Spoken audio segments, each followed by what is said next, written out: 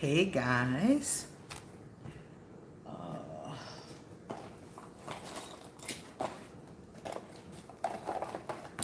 Excuse me while I make sure this is set up properly. There we go. That's better. Much better. Okay. Now let's see where. There we are.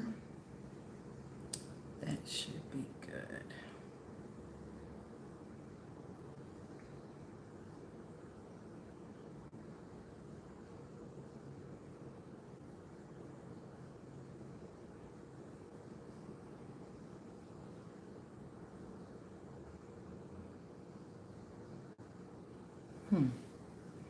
Hey guys. Just trying to add everything and make sure it's all set up so we can get started. There we go. That's one. All right. Can you guys hear me?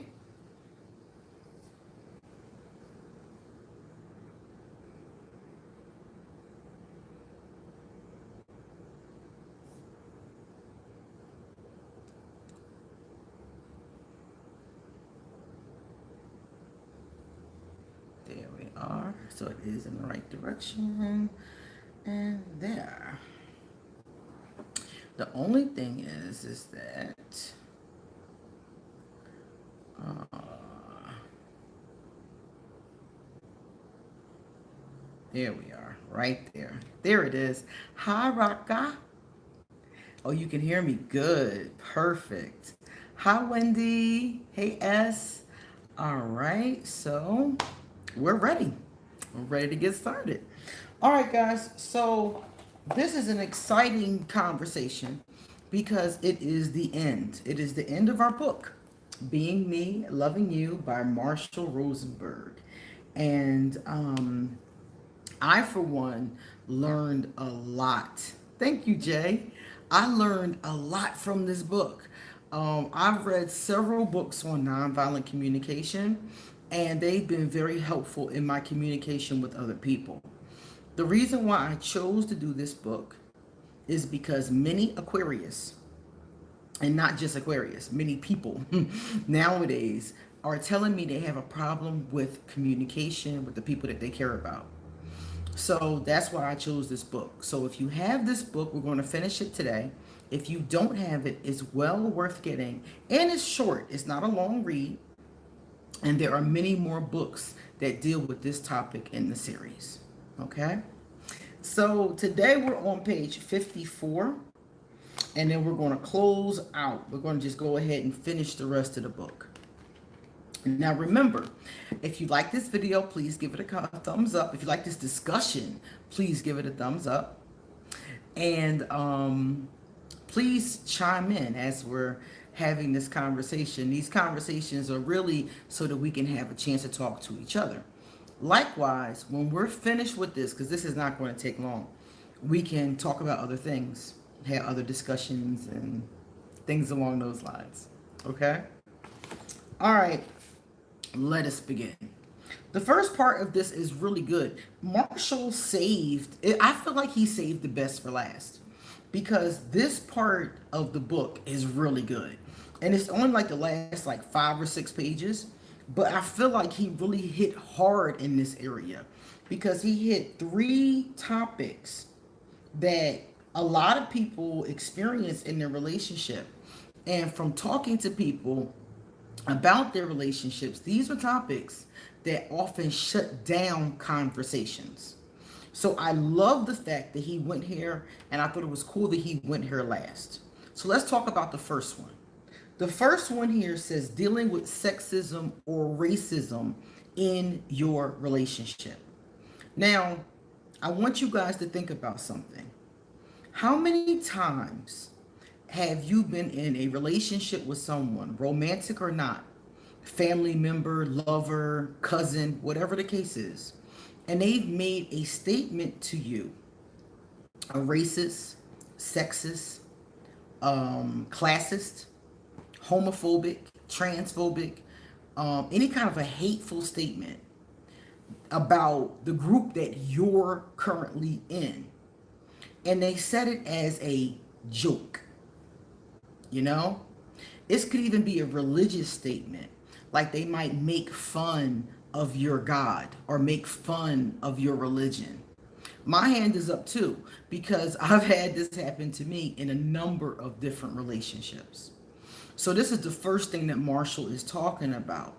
I have a friend who is having some type of religious, I don't know what it is. It's some type of crisis where he doesn't really believe there is a God, but isn't sure, kind of thing. And every time we talk to each other, he makes these little snide comments about God, about goddess, about creator, about universe. And he does this to a lot of people. So most people just stop talking to him. They just get angry and stop talking to him. And he didn't do this a lot with me before, but I've noticed in the past 2 weeks he's doing it repeatedly and it's getting on my nerves. So I noticed that this kind of thing happens. Also, I have a friend and she is Latina and she's married to a man who is African American.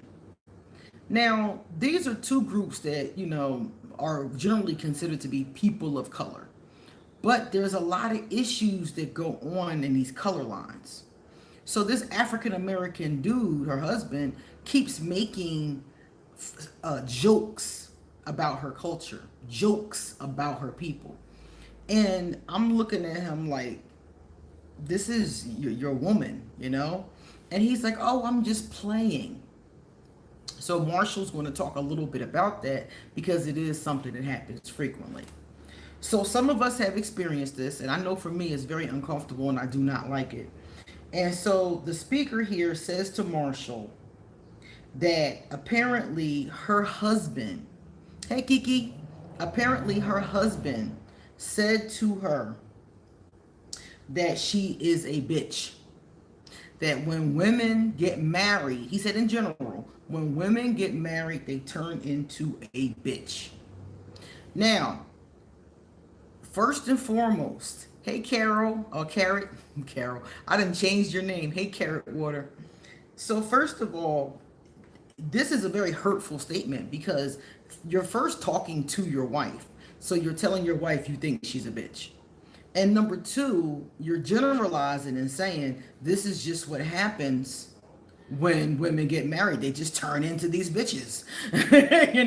Nobody can do anything about it. So on two levels, this is very hurtful and very negative. So he says this to his wife because he's an idiot.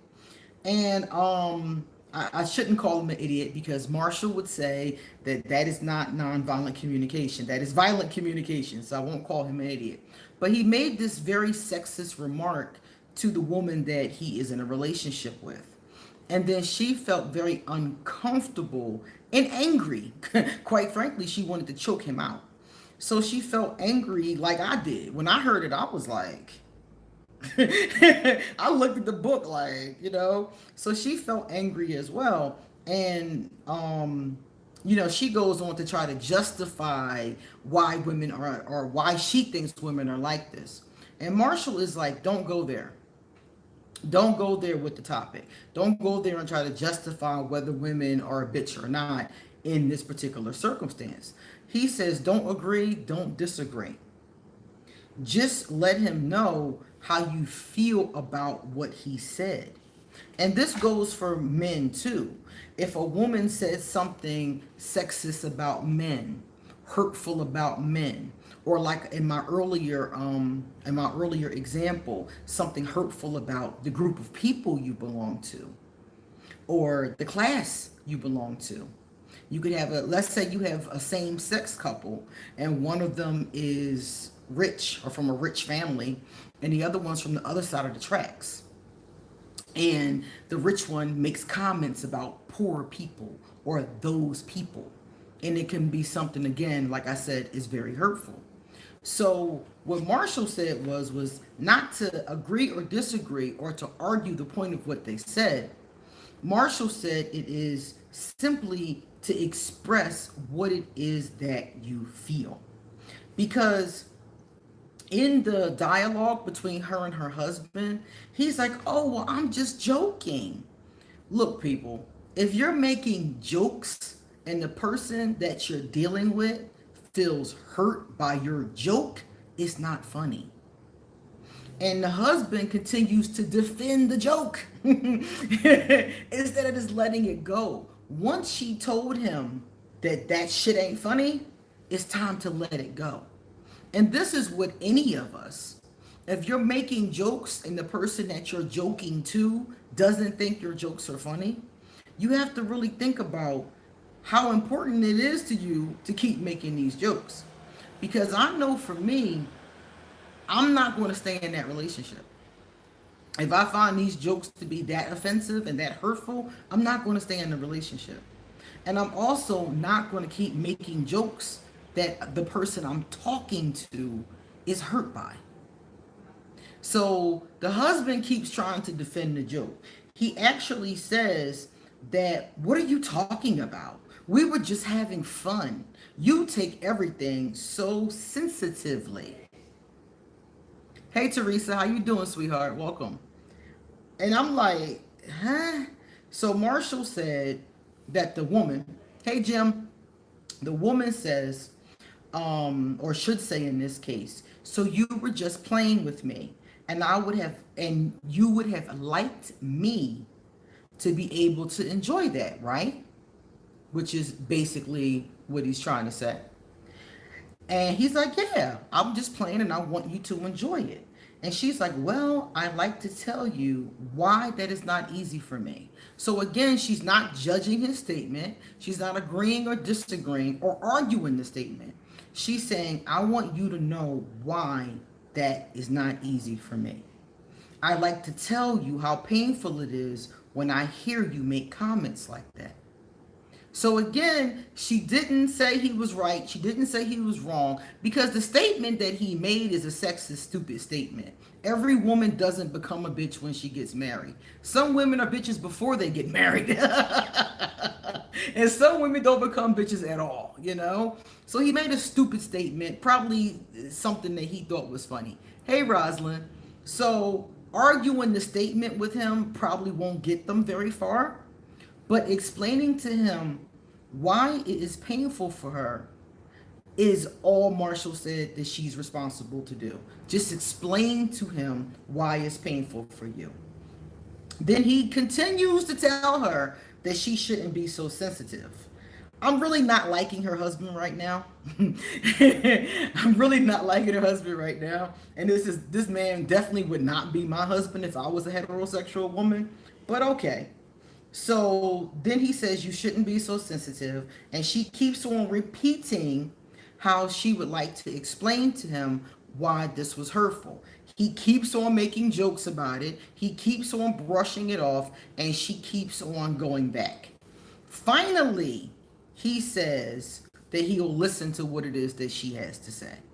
And that's when she tells him, I would like to be able to joke with you too, but I'd like you to understand why this is painful for me to do so.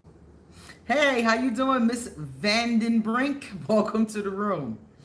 And she says that I'd like you to tell me if you're willing to listen. So now he's willing to listen after making all these jokes about something that wasn't funny. Now he's willing to listen, and now she can tell him that it was painful because this was a very sexist thing to say to me. And I know you think it's funny, but it's hurtful to me. Can you not make jokes that you know are hurtful to me? So that's all she had to say. She didn't have to argue if the bitch comment was right or wrong. She didn't have to go there. All she had to tell him was, I'm not feeling that. Now, he has the option at this point of understanding and empathizing with his wife, which is what I would do. Even if I made a joke that I thought was funny that the other person took wrong, I would empathize with the other person and I just wouldn't make that joke anymore. And that's basically his option. He also can continue to do this and ignore her. But that's not nonviolent communication. That's more like soon to be grounds for divorce. So if it was me, I would just go ahead and be like, I'm sorry, that's not how I meant it, and move on. Move on, you know? I think the thing for me with this husband is that he kept on trying to reiterate the joke. He kept on going in with it. And it's like, dude, she doesn't think it's funny. She told you it was hurtful. Back off. Hey, Jordan, how are you? The same thing, like I said, with racist jokes. Okay? So let's, like I said before, some people are in interracial relationships. So if your significant other makes a joke about your people, like in the case when I was talking about the Latino wife and the African American husband, and he makes a joke about something, something about, her people, and she doesn't think it's funny. Instead of pushing the point, oh yes, it is funny. You're just being sensitive. Ha ha ha. Instead of pushing the point, okay, you're right. That was insensitive of me. I didn't mean it that way. I didn't see it that way, and I'm sorry. To me, it's very easy, And that's what Marshall is saying. That if you're listening to the other person and you're empathizing with their feelings, that it won't be that difficult. There's been times in our lives when a person has made a joke that we didn't think was funny, that they didn't mean any kind of way. Would you like it if that person keeps on reiterating the joke and telling you why you're being too sensitive? What Marshall is saying here simply is put yourself in the other person's shoes and think about it. Empathize with the other person. Okay? All right, guys, before I move into the next part, because there's a couple more parts here, please remember, if you like this discussion, to give it a thumbs up. And if you have anything to say, please smack it over here in the comment section, because as I'm talking, I can see them pop up. Good afternoon, fitness. Welcome. All right, so that's the first one. And I like that one a lot. I really did. Because I know a lot of couples who have these types of fights. And I've had these types of conversations with a lot of people, platonic and non-platonic. And I think that this is one of those that ends up becoming a big deal if not dealt with properly. Because this husband is going to keep on making jokes that aren't funny. And if he keeps on addressing them this way, that's how he will end up in divorce court. He has to learn how to address these in a different kind of way. All right, now we're going to deal with name calling. Now, have you ever been in an argument with somebody, and I'm willing to bet most of us have, and they told you, oh, you're just sensitive, or you're just cold, or you're just being a narcissist, or, they start with the name calling. You're a bitch. You're a jerk. You're a bum. People, start to throw out, when they're angry, start to throw out all of these things. Well, nobody trusts you anyway, or nobody likes you, or you get pissed with your partner because they do something to you, such as in this case. This lady could have been like, you're a sexist fucking jerk, and I can't believe I married you. But where will that get us? Name calling in a relationship does not get us anywhere. All it does is hurt the other person, and 9 times out of 10 makes them lash back. So you call me a narcissist, I call you a gaslighter. You call me a bitch, I call you a user. And we go back and forth, and keep hurting each other. You see? This hurt doesn't do anything to help either one of us. All it is us throwing up our hurt on each other. Hey, Teresa. Exactly, Teresa. MK, if the person that you're with is sexist or any of these kind of things, some of the times you don't know that because they've hid that from you, and you find out in the worst possible way in one of these arguments. So in some cases you will leave. In some cases, like in this one, you might be able to talk your way through it. Maybe go to counseling and work your way through it. The answer isn't always just to leave, even though sometimes, as you and I both know, it boils down to that. Exactly, Raka. You can't take back those names that you called that person. You cannot take that back. And that is very hurtful. And it is brainless. It's very immature. It really is. So let's take a look at what Marshall told us is most important about name calling. He said what's most important about name calling is really to get in tune with what it really is. What is this person really trying to do? He said names are simply tragic expressions of unmet needs. Nonviolent communicationers know that there is no such thing as normal, abnormal, right, wrong, good, bad. They know that all of those are a product of language that people are trained to live under a king. So what he's saying here is that don't look at the person as being good or bad. Hey, welcome, fat girl. Don't look at the person as being good or bad. Realize that the name calling is really them having unmet needs. Number one. So what's coming out of them, what's coming out of this violence is this violent language is their unmet need. Also, he said, all violence at the base is people not knowing how to get in touch with what is inside. So this person has called you this awful name. They've called you this ugly thing. But it's not because you are or aren't this ugly thing. It's because they're not in tune with what's going on inside of them. Hey, Alexandria, welcome. They're not in tune with what's going on inside of them.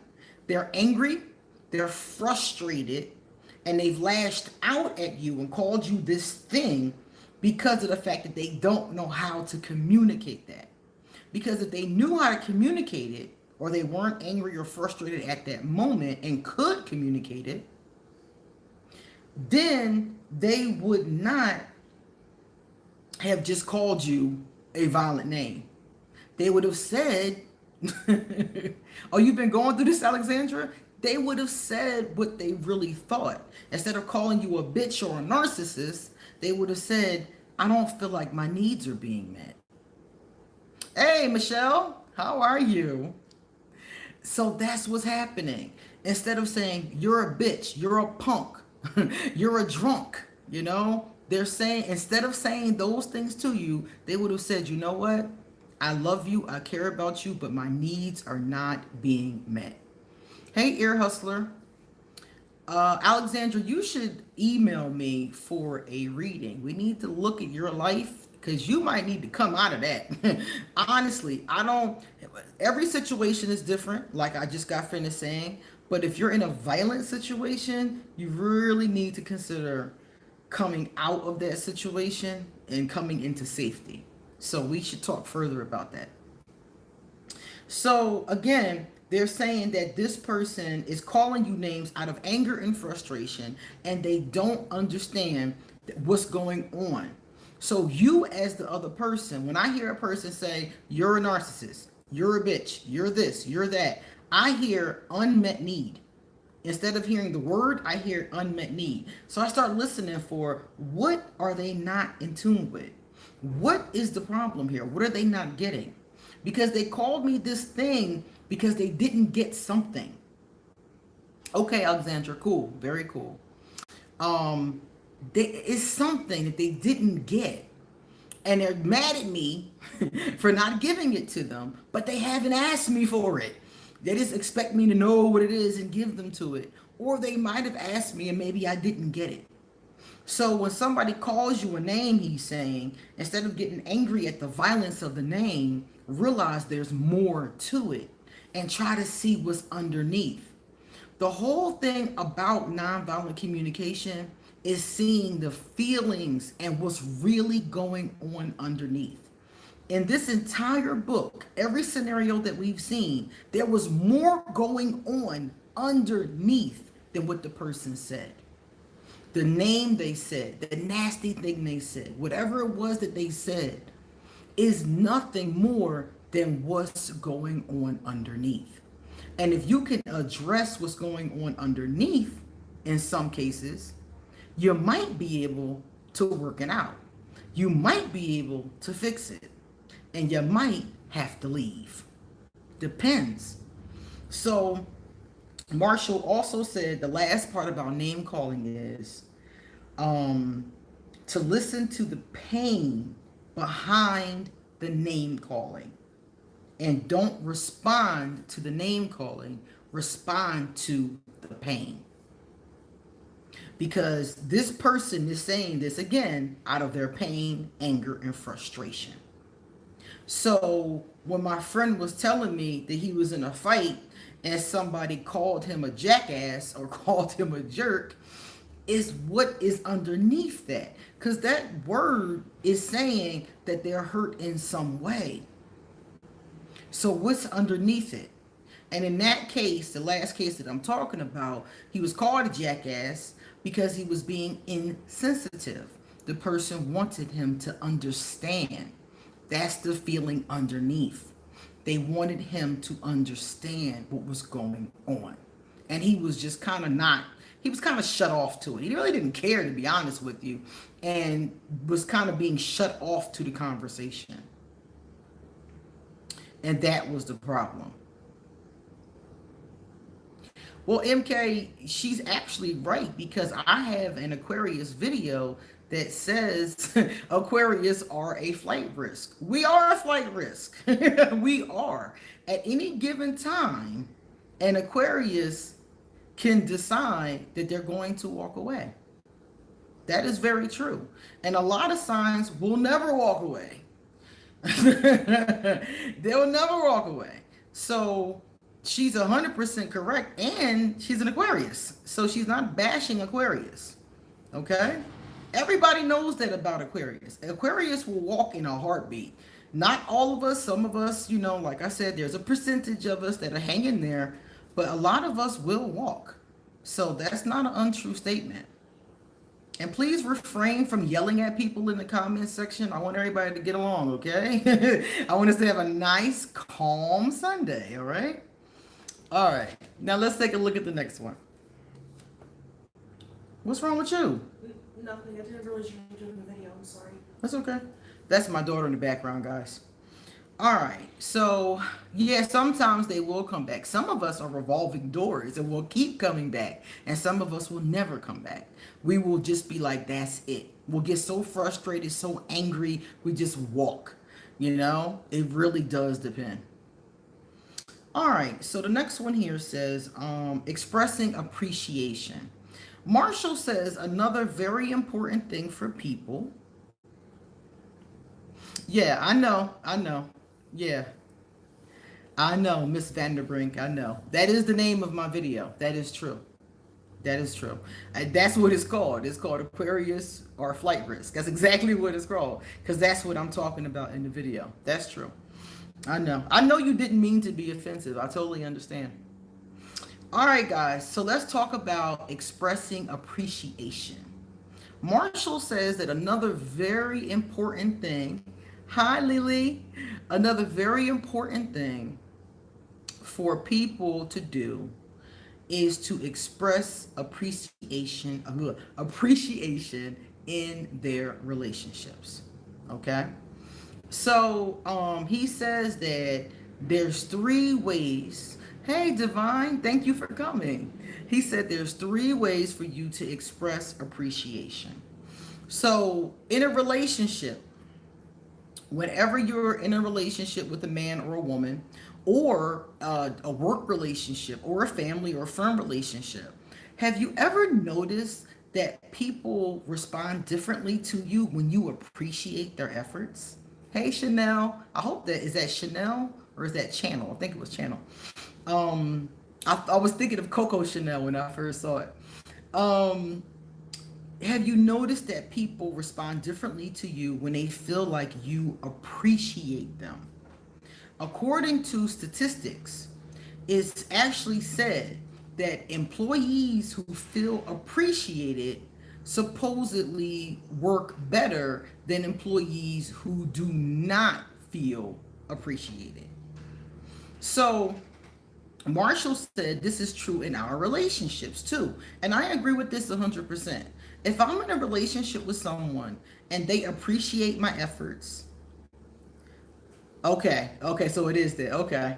They appreciate my efforts, they appreciate my time, they appreciate my affection, they appreciate my gifts. I love giving my loved ones gifts. They appreciate whatever, you know. If they appreciate those things, then I'm more willing to give more in those relationships. Is that true with any of you guys? Because it's very true with me. I know MK said truth. Jordan said friendships as well, definitely. But what about the rest of you guys? Is that true? When you feel appreciated, is it easier for you to give more in the relationships, even if it's work or love or whatever the case is? Because when I don't feel appreciated, oh, Michelle said absolutely. Jim says so true. Yeah, when I don't feel appreciated, I shut off. That's pretty much the end. I won't do anything else.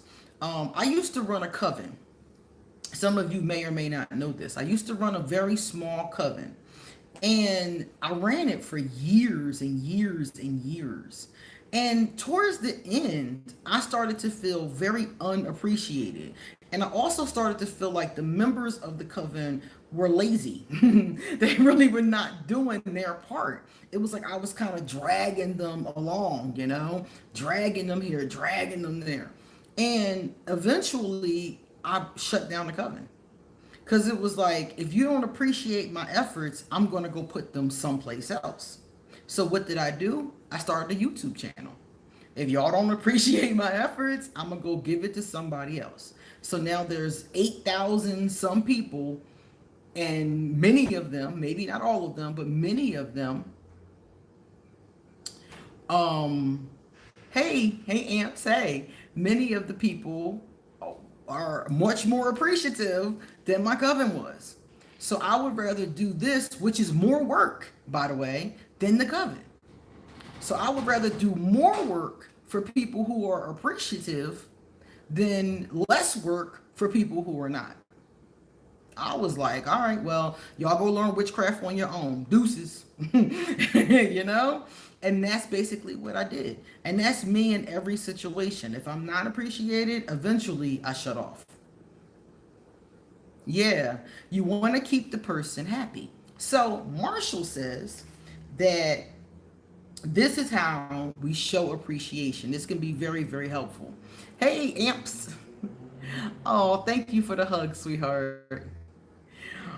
This one says, to show appreciation. You don't want to be fake, of course. So Marshall shows us how to show authentic appreciation to your loved one. And I challenge you guys to try this on somebody. Try this on your boyfriend. Try this on your girlfriend and see what happens. The first thing that he said to do is what the other person has done that we appreciate, and we are specific about that. So the first thing, honey, I really appreciate how you washed my car this morning without being asked to do it. That was very thoughtful and considerate of you. Very simple kind of thing, you know? Doesn't have to be a major thing. Then he said, talk about your feelings about what they did. I appreciate what you did. I found it to be considerate. I'm very thankful. And that meant a lot to me. It shows me that you care about me. Okay? Something simple as washing the car. It doesn't have to be a huge thing like buying a diamond or buying a house or taking you to Tahiti. It can be something very small. Sweetheart, I really appreciate that you made dinner tonight.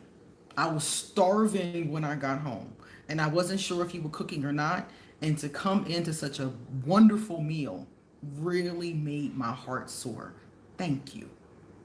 You see how easy that is? It's so easy. It doesn't even take more than 5 or 6 seconds. You see? It's so easy, but so many of us forget this, you know? And then the last one he said, talk about your feelings. And then 3 is our needs that have been fulfilled. So this is what has been fulfilled by what they did.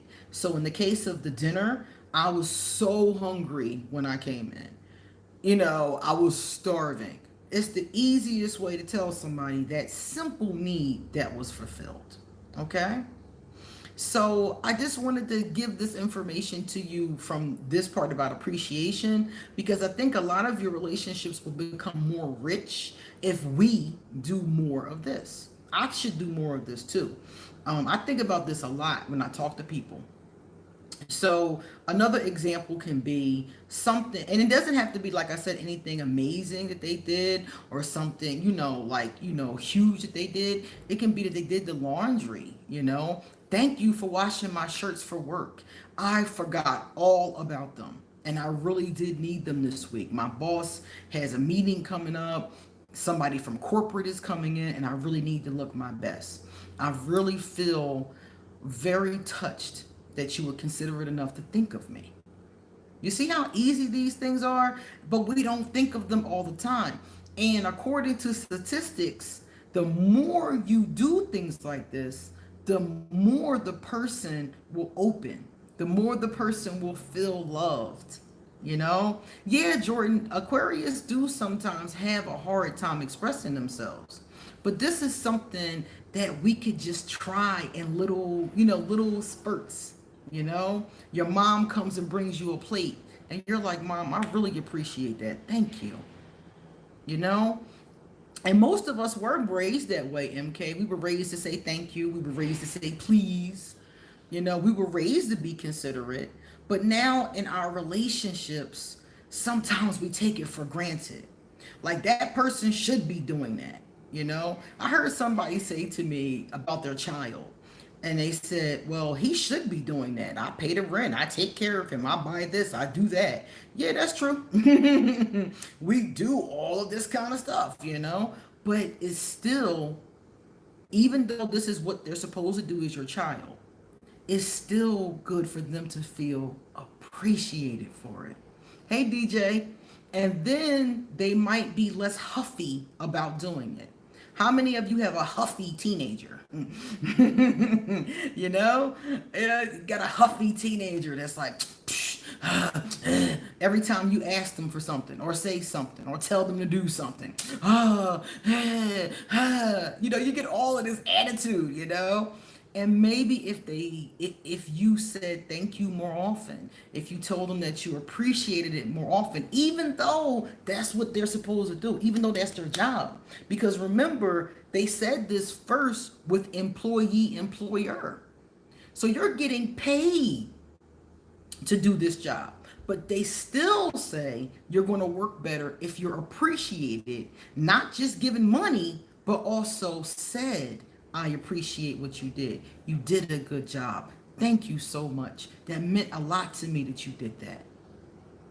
So just think about it. And like I said, try it. Try it in your lives. Remember the 3 steps. The first step is to specifically state what you appreciate. The next step is to say your feelings about it. And the next step, the third one, the last one, is to say what need it fulfilled. Try this with your moms, your dads, your kids, your spouses, your boyfriends, your girlfriends, your friends, and see what happens. See what happens. See if it changes anything. It is something that they're supposed to do, but see what happens when you appreciate what they're supposed to do. See what happens in that instance. And like Jordan said, for a lot of people who can't express themselves easily, this will be a really good exercise in learning how to do that.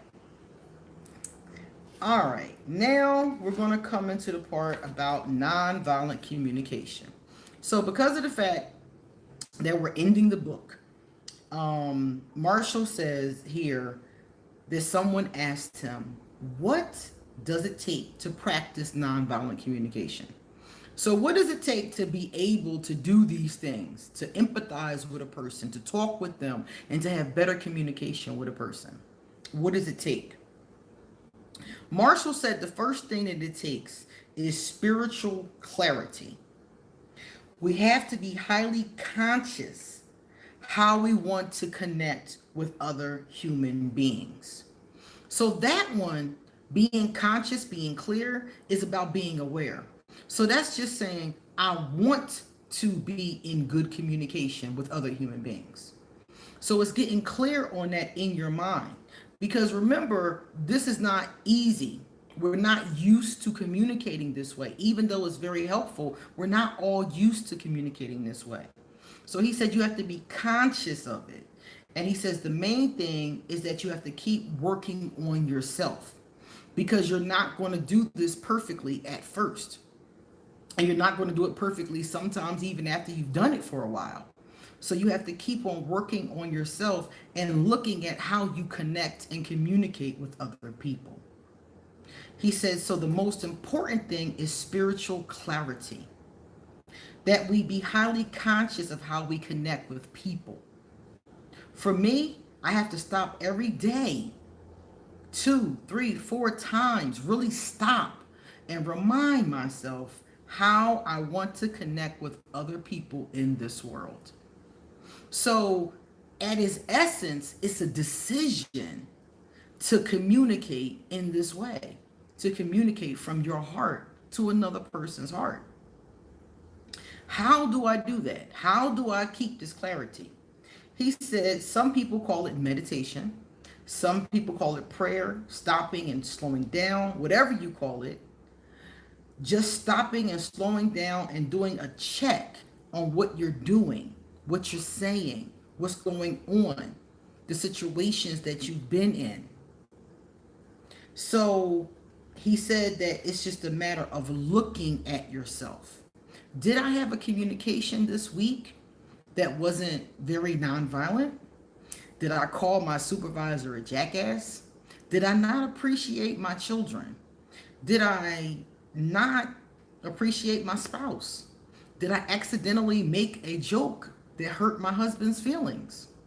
It's constantly taking inventory, basically, of your behavior and your thoughts. You see? All right. Secondly, he said is to practice. Because remember, I said this is new to a lot of us. So you're practicing showing appreciation. You're practicing empathizing with your partner. You're practicing not name calling when you get angry. So it's practice, practice, practice, he says. And don't judge yourself. Just keep on practicing. Okay? Third, and I think this is the last one. And he said it helps to be part of a nonviolent communication support community on Facebook and maybe even on other places, but I found it on Facebook. There are nonviolent communication support groups. There are all kinds of groups on Facebook. For those of you who aren't aware, it's a lot of groups on Facebook, millions. And this morning I went and signed up because I wanted to find a nonviolent communication group to talk with people about these techniques. And I found 2. It was like 13 of them, but I found 2 that I actually liked. So take your time, go to Facebook, go to Instagram, look at places that have those types of groups. Meetup.com might even have groups where they meet in person. Also, you can go to the Nonviolent Communication website, just Google it, and they probably, well, they did before. They had a whole bunch of support groups and support communities that meet in person to talk about and to practice nonviolent communication. So if you're interested to take it a little bit further, he said that's a great way to help you really get into being a nonviolent communicator. Now, the last part on this section is about love, and I think that's it. The love part says that love is not just something we feel, but it is something we manifest, something we do, something we have. And love is something we give. Okay? So he says to remember that another way we give of ourselves is through how we receive another person's message. It's a gift to receive it with empathy, connecting with what's alive in them, making no judgments. So he's telling us that it is extremely it is extremely important to remember that at the root of nonviolent communication is love. Okay? For those of you who don't want to go to Facebook, look at other places. Like I said, go to Google and type in nonviolent communication website, and you will find other things there. There's a lot of options that you have. I use Facebook every single day, and I don't have any problems with it. And Jordan, I did hear that Facebook is for old people. So I'm 42, so I qualify. But I think Instagram has groups too. So there's other places that have these types of groups. So that was the conclusion of the book. Now, another thing that you can do, there is here on page 65 in this book, it says the 4 parts right here. For those of you who have it, it says here the 4-part nonviolent communication process. So if you really want to practice the process, take a look at page 65 and practice it. You can literally role play this with somebody that you know. Practice observing what a person is feeling. Practice talking about your own feelings. Practice expressing your needs without judgment, without criticism. And practice requesting exactly what it is you want from your partners. So if you look at page 65 and you practice these like in a role play kind of way, like they do in the book, it'd be the easiest way for you to actually get it. So when you are in a situation where somebody calls you a name, where somebody makes a sexist joke, where somebody says something that's hurtful to you, somebody that you care about or somebody that you're talking to, then you are able to practice going through the steps, especially if it's somebody in your life. Okay? All right, guys, that's it. Our book is done. Isn't that something? Excellent information in this book. Now, the other day, I posted in the community section a poll, and I asked people who were involved and who had this book what they wanted to read next. So I put up 3 different books, and people voted. And by the overwhelming majority wants to do this new book. It's called No More Frogs. And it is a dating book for a Aquarius. Thank you. You're old enough to be my mom? Wow. People always have a hard time guessing how old I am. They always go in weird places with it. One woman was like, "You look 25." And I was like, "What? I ain't been 25 for 2 decades. Are you serious?" You know, people go in weird spaces with it, but they never guess I'm 42. They're never in, you know, the right ballpark ever. Yeah, it's called No More Frogs. No More Frogs is the name of the next book we're reading. So it is in the community section. I saw it, where was it at? I saw it on Amazon. It's like $6. It's very inexpensive. And it's good because it's not just for people who are single. It's for single people, and it's for people in relationships, and it's for men and women. It says that for single people, they'll give advice on dating, and it's specifically for Aquarius, by the way.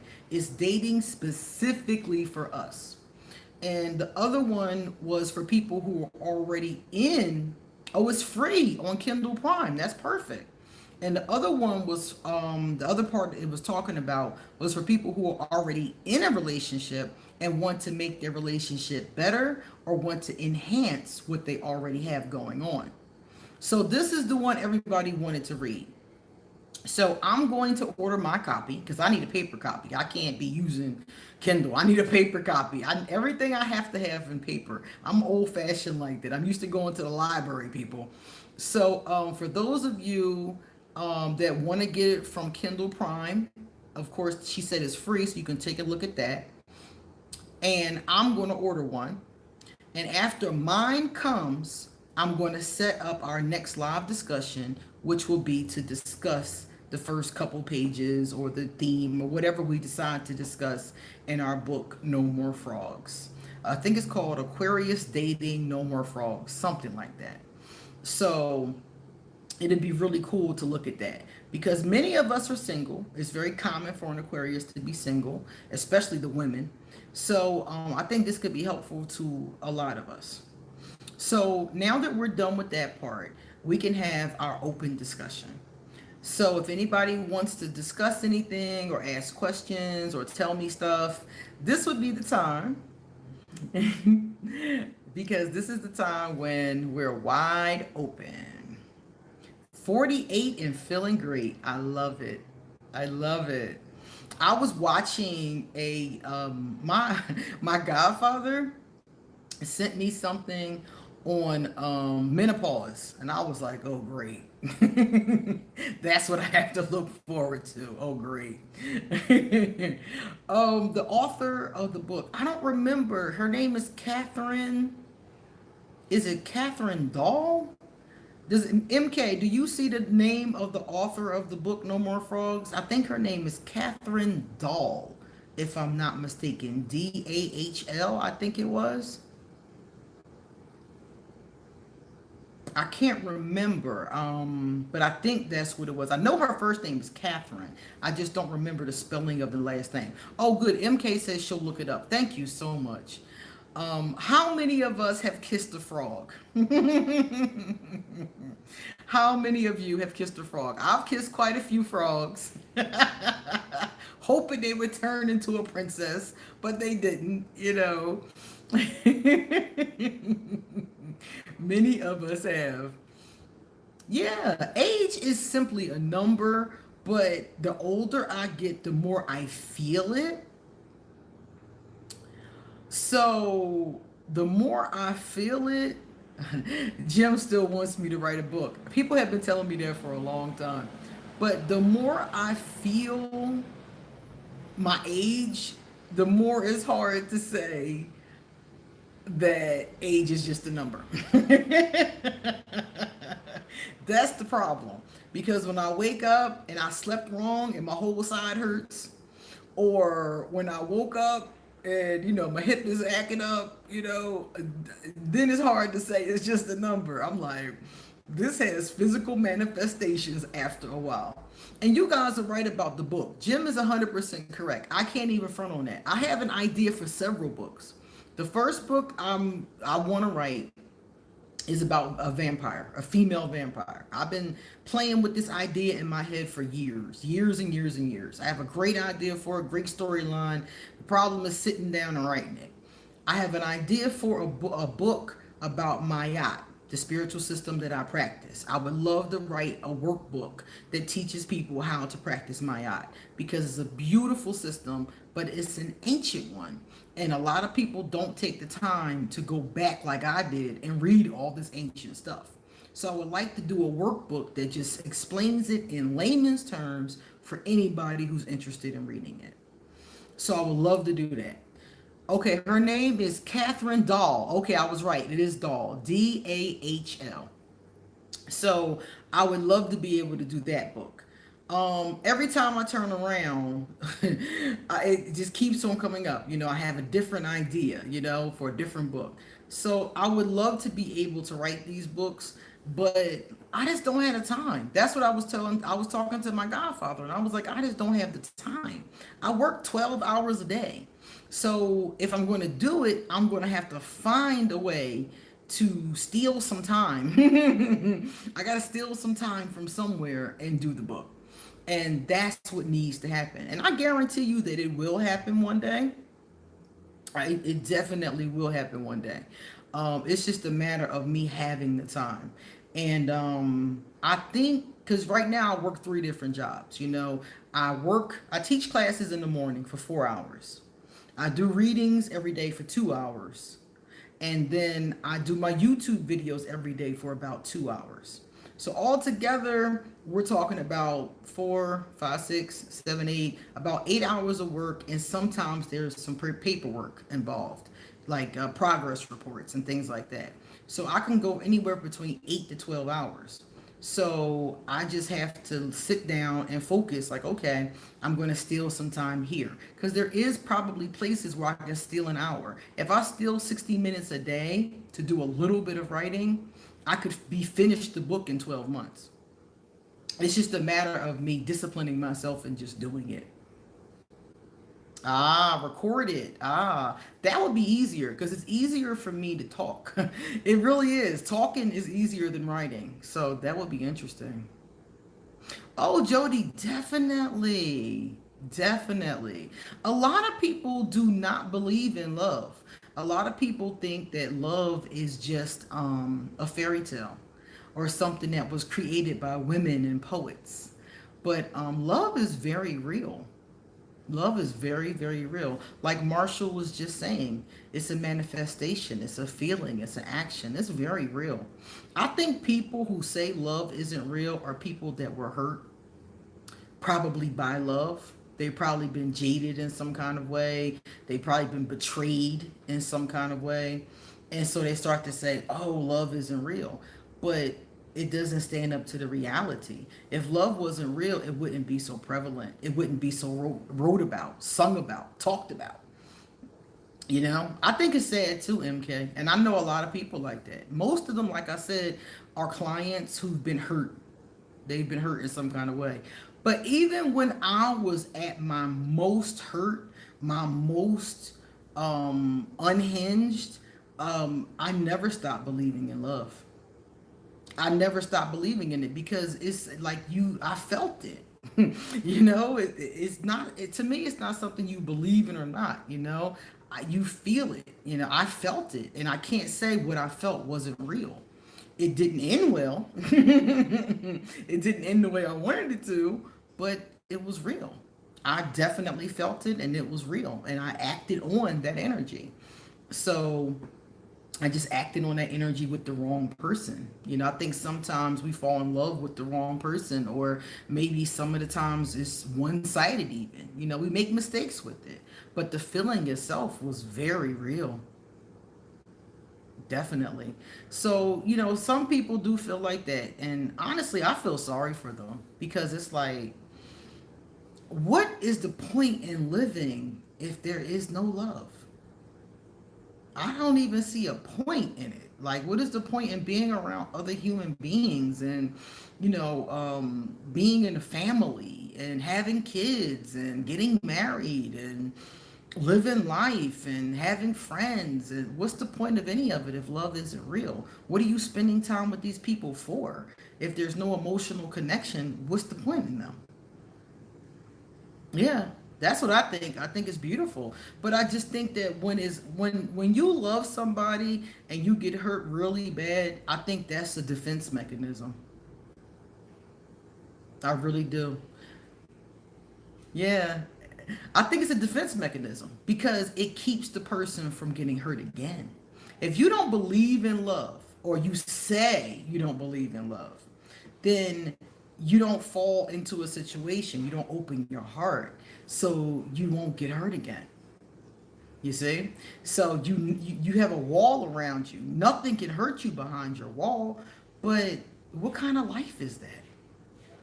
Like, really, what kind of life is it? I just think it's sad. And most of the time when I come across it, I don't really speak much on it to the person because I know where they're coming from. And I just kind of hope that as they heal, they'll get a better understanding, you know? But that's all I can say. And think about it, it's been so celebrated throughout the ages, all the way back to the beginning of time. Yeah. If you look at your children, for those of us who are parents, when you look at your children, I think that is the most profound expression of unconditional love that I have ever experienced. Giving birth took love to a whole different level for me. when I had my daughter and laying there looking at her, um, I was just like, wow, like wow. It was like it was like, and it wasn't when I first had her, because when I first had her, I was like drugged. I was drugged and I was in pain and I was like, oh my god. It was when we got home and all of the hospital lights were done and the doctors, and we were home and we were sitting in the rocking chair in the living room, and I had her by myself for the first time. Her father had went to bed and it was just me and her, and I looked down at her little brown face that looks just like mine, but she's browner, much browner. And I looked at her little chocolate face and I was like, wow. All I could think was wow. And to me, that was the most amazing expression of love. To me, that was it right there, you know? So if you say to me, is love real? The first thing I think about is that. And I think about how that was 24 years ago. So I can still tap into that feeling and that emotion from 24 years ago and be like, wow. So to me, that was like, that was it.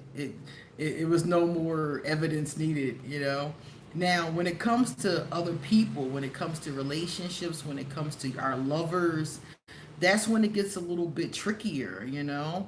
But the love is not the problem. The problem is the communication between the two people, the relationship between the two people. That's why books like Marshall's book are really important, because if you connect with people on a heart level, you do experience love. You give and you receive love when you connect with them on a heart level. And when you don't connect with them on a heart level, then that's when you're like, where's the love? I just saw someone write that they didn't have unconditional love growing up. If you don't have unconditional love growing up, that will be another reason why a person wouldn't believe in love, because they may have never experienced it, received it, from another person. Some of the times orphans are like that. Some of the times, people who have been in abusive relationships with their family are like that too. So it's hard for them to conceive it.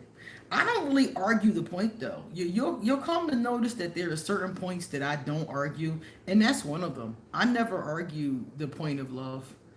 If you are unfortunate enough not to know it, that's on you. Honestly, that's on you. That's on you to figure it out. That's on you to experience it. I don't really argue. I don't argue any points at all. One thing you'll notice about me, and this is very true of a lot of Aquarius, we have a tendency to just live and let live. So if I hear somebody with an erroneous belief, a lot of times I don't correct them. I just let it go, because it's like, it's really sad that you live like that, but that's your life to live. So I just kind of just like, sometimes I might say something, we might have a conversation about it, but I don't harp on it. I just let it go, because I believe a lot of things that a lot of people may not, and I really don't want them bugging me about my beliefs, So I don't bug other people about theirs. It's even if they're wrong, I just let them be wrong. Because think about it like this: if a person is truly wrong, they will figure that out. Something will happen, something will touch them, something will speak to them. They'll see a billboard, something will happen, and they'll figure that out. You don't have to be the one who ushers in a new understanding. You can drop some seeds, but if you see it's not wanted or it's not being well received, just leave it alone. Because if it's really meant for them to get that understanding, the universe got it. They'll make sure that they get it. I didn't get a lot of stuff that I get now. I used to be a very different kind of person. When I was younger, when I was in my 20s, I was a very selfish person. And I didn't believe a lot of stuff that I believe now. I didn't understand a lot of stuff that I understand now. I was all about me, all about having a good time, all about doing what I wanted to do. I was like the ultimate Aquarius. I was the Rick James Aquarius. It was all about fun. It was all about me. It was all about what I was trying to do. So, a lot of things about unconditional love, forgiveness, compassion, I didn't understand any of that kind of stuff.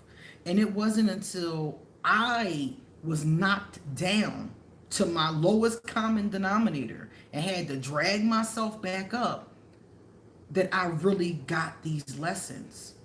And Goddess, the universe, the angels, that's how I got these lessons. And they were very patient with my understanding and my learning. And they taught me inch by inch, bit by bit, through priestess training, through spiritual therapy, kind of exercises. I've been doing this for a long time. I started this journey in 1999. Since then, I've been taught a lot of stuff that I did not understand before. So when somebody says something that I think is just totally incorrect, and I try to just give them a little seed, if they don't take it, I just leave it alone because I know that the universe got them. The universe got you. And if you're meant to get it, you're meant to awaken. Somebody says spiritual awaken. If you're meant to awaken, you will. If you do the work, you will. Now let me see something. Jim just says something I wanted to read. When I lost my other half and my child, it hurt me more than you can understand. Those were the darkest times of my life. The love we shared was magical. I missed them so much every day. Jim, I am so sorry. I I have never lost somebody that was my other half or my one of my children, even though I did have a miscarriage, but not a child that was. How old was your child? I didn't have a child that was that old. And to lose your other half is really, really rough because I feel like a lot of us spend so much time looking for somebody to have that with. And then to have it and then to lose it is tragic. So I'm very, very sorry to hear that. Let me see. Let's see. Any more statements? Nope. All right. All right, guys. Remember, if you like this discussion, please give it a thumbs up. And it's almost time for us to wrap up. So if anybody else has any questions or any statements that you want to make, this will be the time. This will be the time. And our next live discussion will be after I get the next book. Okay. So once I get the next book, then we'll go into our next live discussion. I'll put it in the comment section and you guys can check it out. Thank you guys for sending love because Jim, I know that is she was 3. So she was already she was already here with us. So yeah. I could understand that. Even though I've never experienced it, I know that hurts. I know that hurts. Like I don't even need to experience it to know that that is probably the most excruciating pain in the world. Yeah. Oh, readings. Okay. So, oh God, Jim. Oh, that is awful. Ear Hustler wants to know how my readings go. So, readings are pretty much custom made, I would say, for the person that's actually doing the reading. We all do them a little bit different. So, when somebody calls me for a reading, the first thing that happens is I give them an appointment. 9 times out of 10, it's going to take a week or two for me to be able to get them into an appointment. Then I call them on Skype or Facebook Messenger, which is really cool because we can actually see each other. And we sit and they tell me what it is they want to know. They tell me, I want to know about my love life. I want to know about my career. I want to know about this specific person. I want to know if I have a curse on me. They tell me whatever it is they want to know. I want to know why my money's messed up. I want to know, things along those lines. And I sit and I pull a series of cards. In a 60-minute reading, I probably pull 6 or 7 different decks. Um, and I just kind of like, read from the different decks, and I tell them what I see. And I ask specifically their questions. Like, this person wants to know what's going on with their career. Then I pull the cards and see what the cards say about their career and how it can help them. The cards will tell you what's going on and how to fix it if it's fixable. Most things are fixable. So the cards will tell us that. So that's basically what happens during that 60 minutes. Some people do 35-minute readings. 35-minute readings are okay if you have 1 or 2 questions. But if you really want to know a lot, like really want to know about multiple things, like your love life, your career, your health, if you want to know multiple things, 60 minutes is really good. If you want to know one thing or maybe two, you can do 35. And it's the same exact way. You can do 30 minutes. And it's the same exact way. It just takes a little bit of time. A payment plan, I can't with you.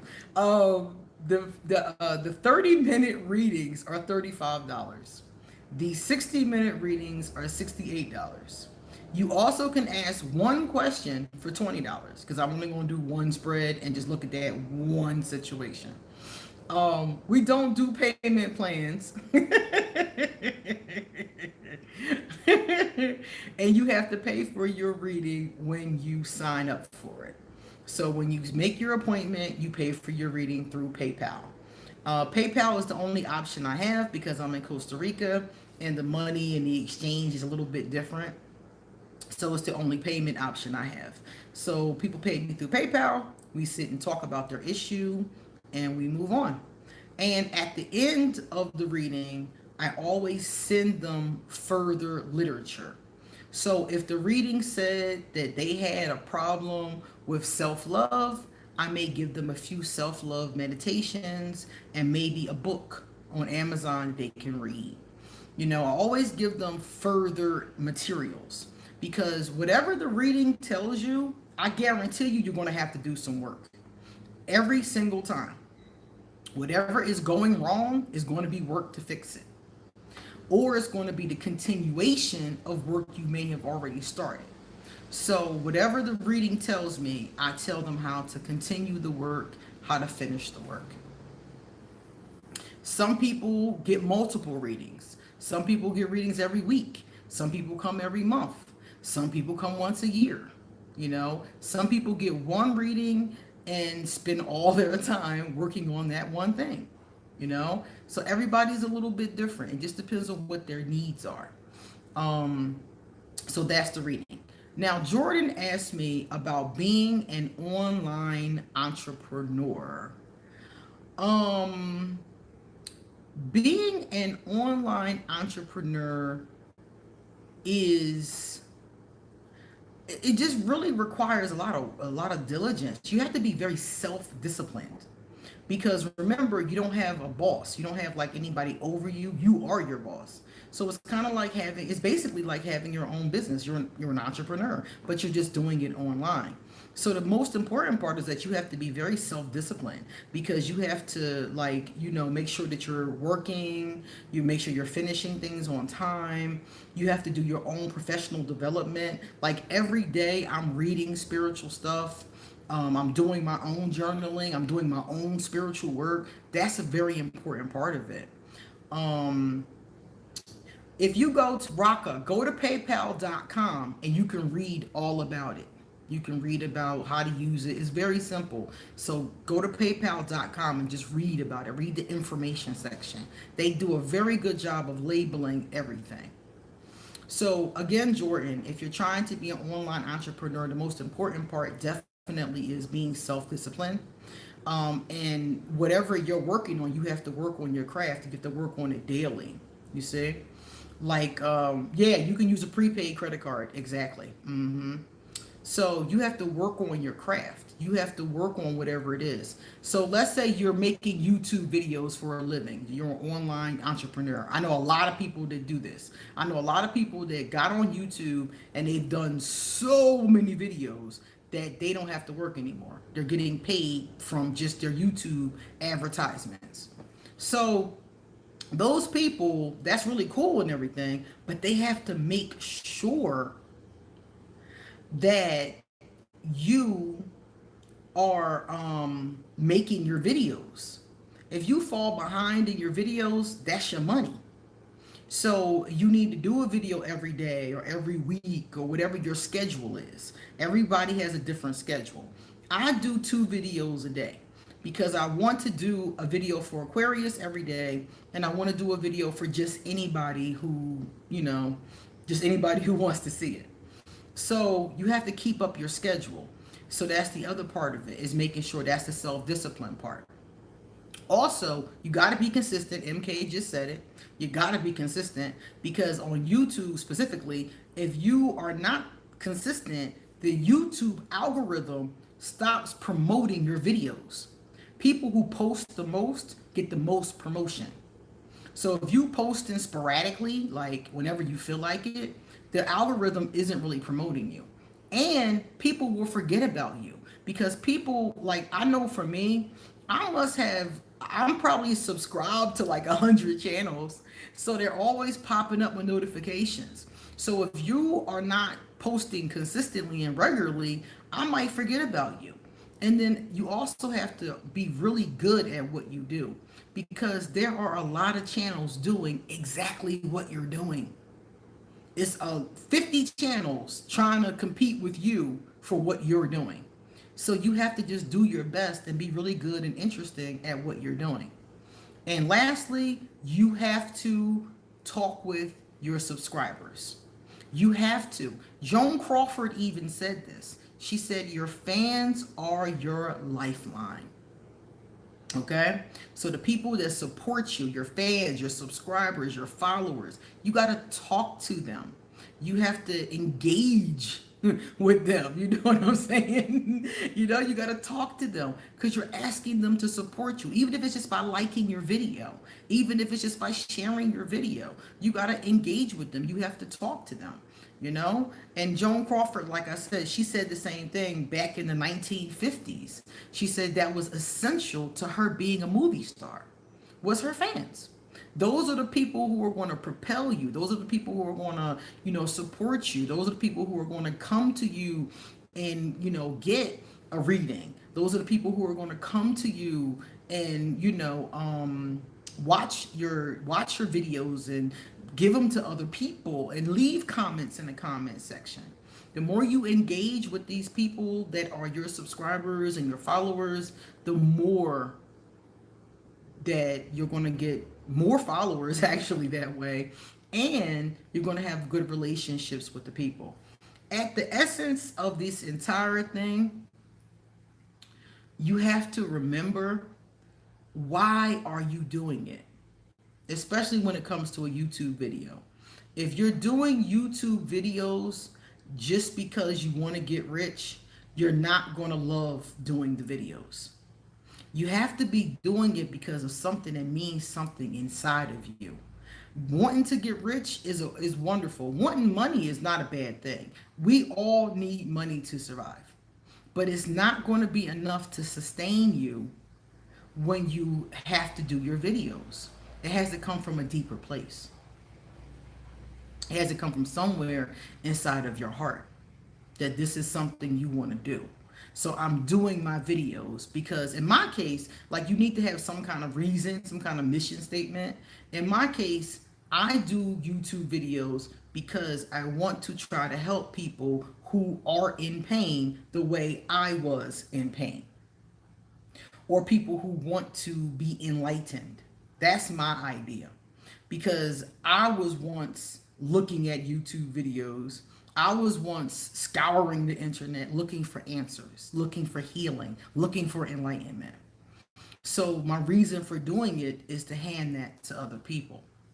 So there are a lot of other things I could be doing that could even be more lucrative, actually, because when you work this way, when you're working to help people, is actually on the positive energy.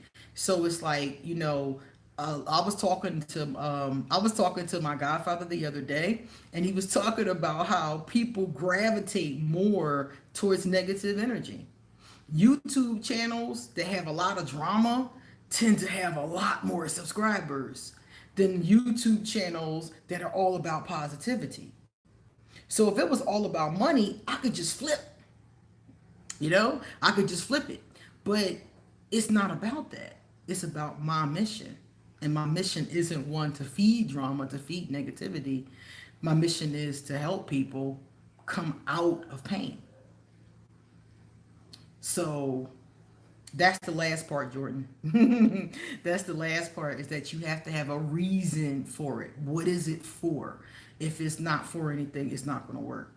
Now, if you want to do another kind of online business, such as Amazon or eBay, that's actually a little bit easier because you don't have to, put together anything creative. You just slap some products, you slap some products online and people buy them. And a lot of people have gotten rich that way. Amazon is a great way, Etsy, that kind of stuff, you know. Amsterdam. Oh, I went to Amsterdam twice. And I love Amsterdam. I only went 2 times and I want to go again. Because when I went, it was on a layover. I was going to Africa. And I had to stop in Amsterdam on the way there and on the way back. And it was fun. I really love Amsterdam. Our architecture is beautiful. The food is incredible. And I like the people. I didn't go to the red light district.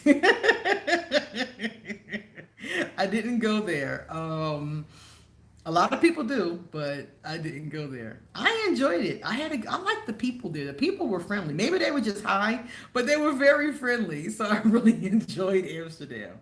I would definitely go back. I would definitely go back. No, we weren't there long enough to have any real fun.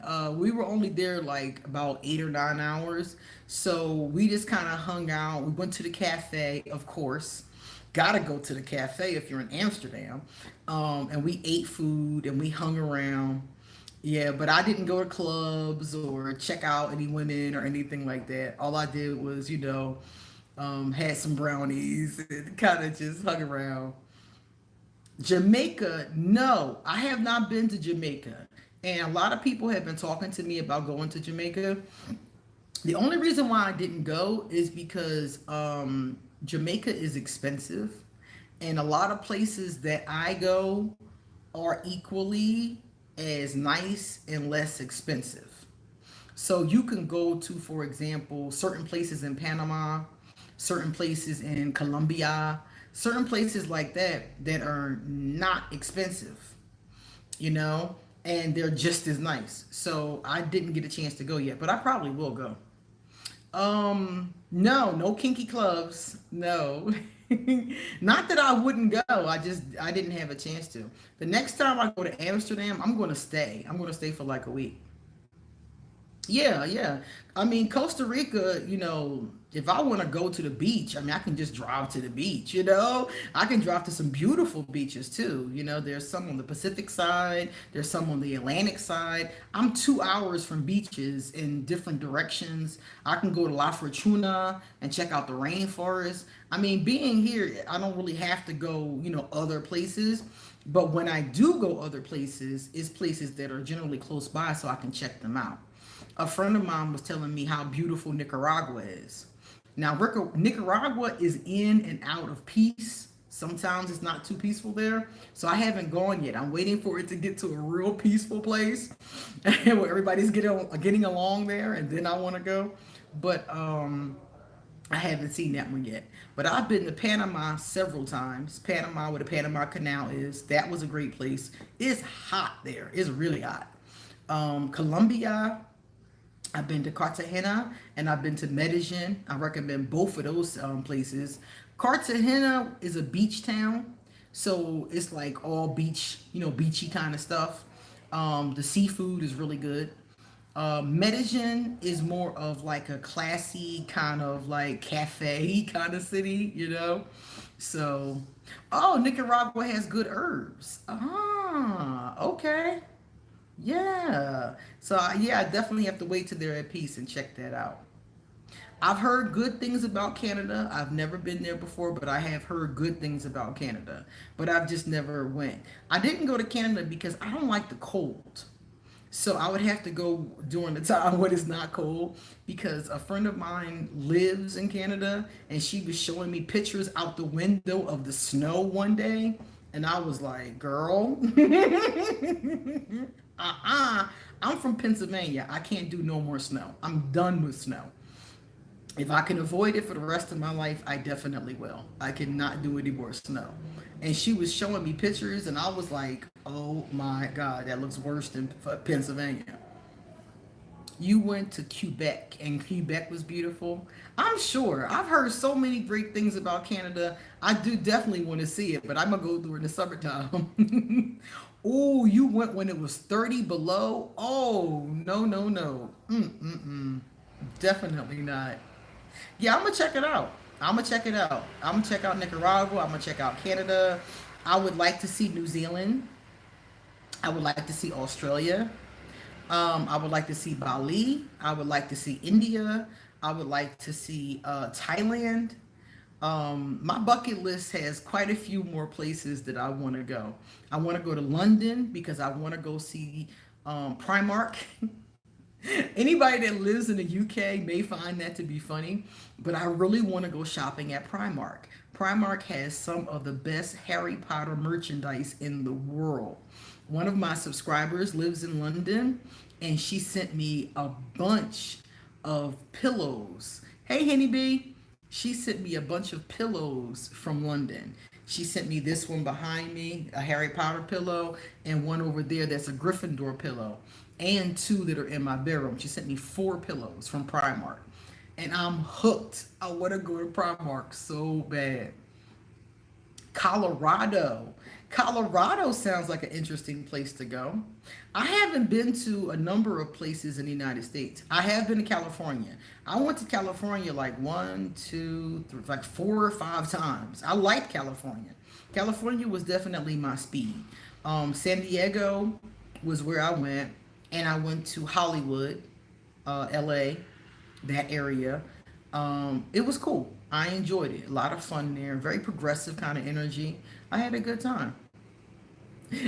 Some leather clothing. Oh my goodness. I don't have any leather clothing. How can you talk to females that you're interested in? Um, See, the thing about talking to females is that it depends on if they're open, like where would you meet these females? That's the first question. You're welcome, Rebecca. Thank you for coming out. Thank you so much. Paris is nice. Okay. Yeah, the question is where would you meet them? If you're in a place like, for instance, when I meet women, let's say I'm in a lesbian bar. Okay? When I'm in a lesbian bar, it's pretty easy because all the women there are open to women. So when I'm in a bar like that, I just make eye contact. And if a woman makes eye contact back with you more than once, and especially if she smiles, those are the 2 clues I look for: eye contact and if she smiles.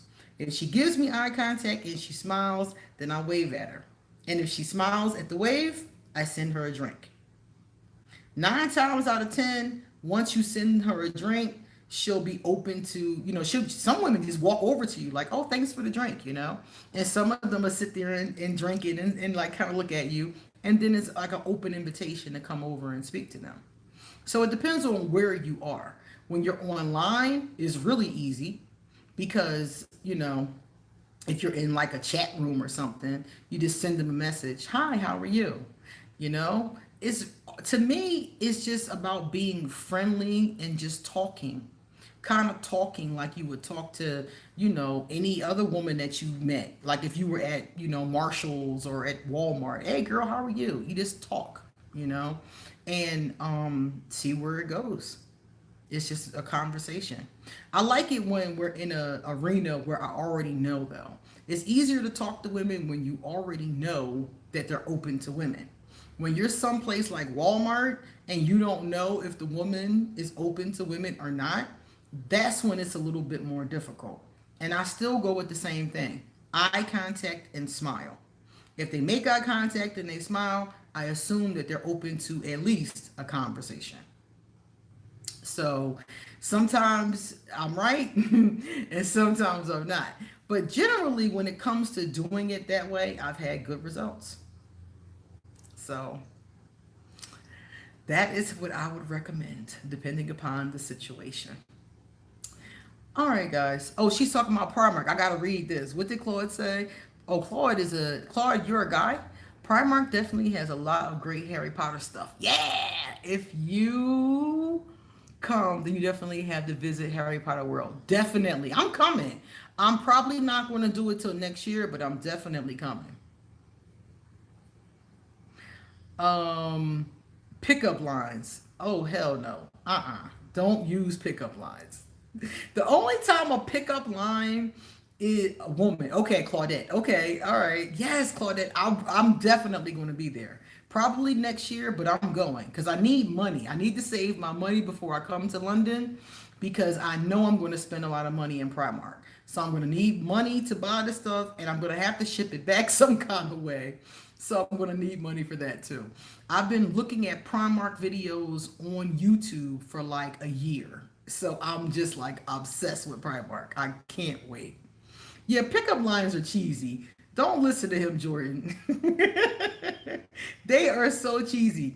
The only time, I'm going to be honest with you, the only time I enjoy a pickup line is when it's funny. If a guy or a woman says a pickup line to me and it's funny, I will sit there and laugh.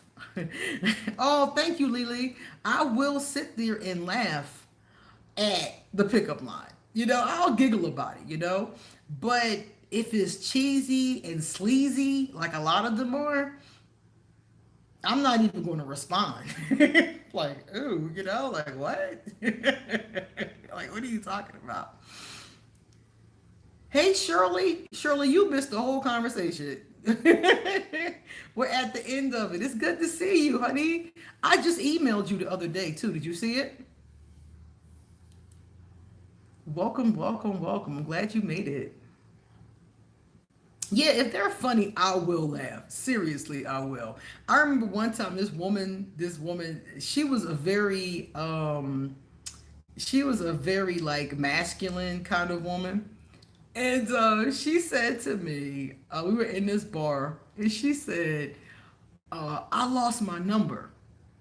And I was like, huh? Like, what do you mean you lost your number? And she was like, I lost my, oh, thank you, Shirley. Love you. Thank you so much. So she was like, I lost my number. And I was like, what do you mean you lost your number? And she was like, I lost my number. Can I get yours? And I bust out laughing. It really tickled me. I laughed so hard. And she laughed. And then we sat there talking, and it didn't go anywhere. We did talk for a little bit of time and we both giggled about it. And she bought me a drink and we talked for the majority of the night. It's just that we weren't very compatible as we started talking. It was just more of a sexual kind of attraction. It was more of that kind of thing. But as we started to talk to each other, there was really nothing there. She thought I was attractive, and I thought, oh, thank you so much. She thought I was attractive, and I thought she was attractive, and basically that was that. Yeah, that was a cute line, wasn't it? I like that line. I like that line a lot. You guys take that one.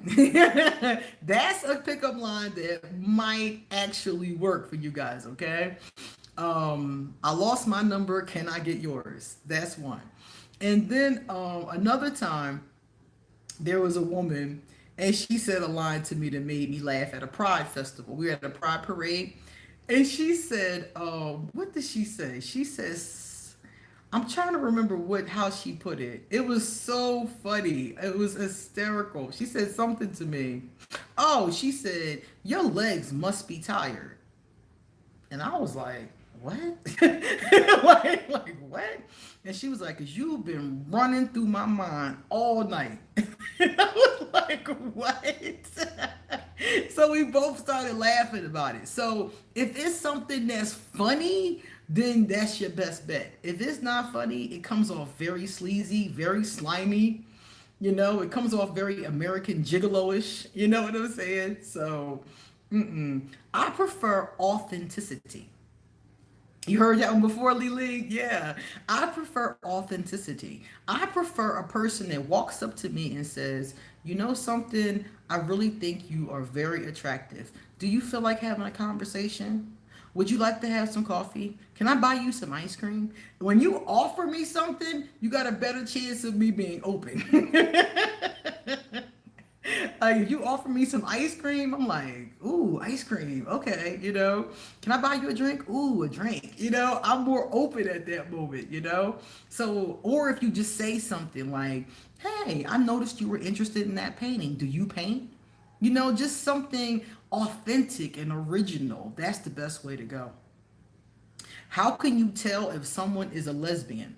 Well, some of us have tattoos, so you can tell immediately. But it's not easy to be able to tell all the time because everybody isn't open. Some people kind of like hide it. Yeah, gifts is my love language. Exactly. You offer me something. I'm like, what?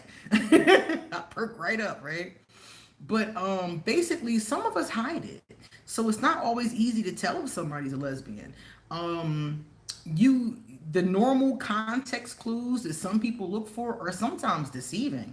Like for example, somebody said to me they can always tell if somebody's a lesbian because of how they dress. And that's not true. You have some tomboys that you look at them and you think that they're a lesbian, but they're married to a man. I know this woman. I used to work at this school, and this school was architecture, I can't say the word farming. That's it. Let's go with that. A farming school. We had cows, we had chickens. The kids learned how to farm. They learned how to grow things. It was all about that kind of stuff, taking care of animals, that kind of stuff. Agriculture. That's the word I was looking for.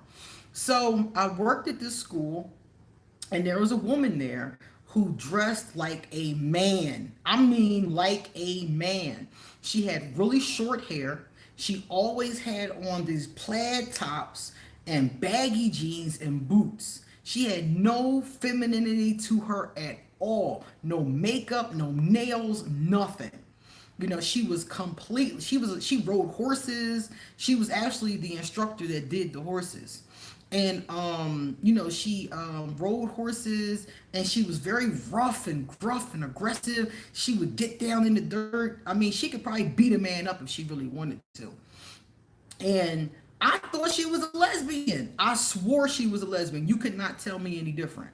So one day we were all standing around talking, and she was talking about her husband. And I was like, husband? You got a husband?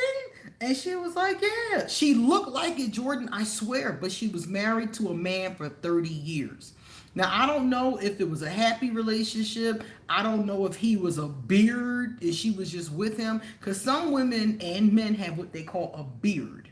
And that means you're with a person of the opposite sex so you can pretend that you're not gay or lesbian. So let's say I married a man because I didn't want anybody to know that I'm a lesbian. So I'm married to this man and I'm having sex with women secretly. A lot of people do things like that to hide from persecution from being gay. So when I met her, I was like, she got a husband? I couldn't believe it. I was like, she has a husband. And she did. She was married to a man for 30 years and had children with him. So they were obviously having sex. So this does happen. There are some women that, you would think they are, but they're not. And some women that you would think are not, but they are. One of my girlfriends was extremely feminine. Beautiful girl, very feminine. Men were always in her face. Women were always in her face. People were always trying to talk to her. Very feminine, very attractive. And she didn't talk about sexuality. She wasn't at the gay parade, none of that kind of stuff. But she was so into women. And you would never know this by looking at her. It's the same way with me. People always tell me, they're like, I never knew you were gay. And I'm like, how the fuck did you not know that? It's not like it's a secret. How the hell did you not know that? But it's because of how I look. I don't look the part to them. So they automatically assume that I'm either bisexual or straight.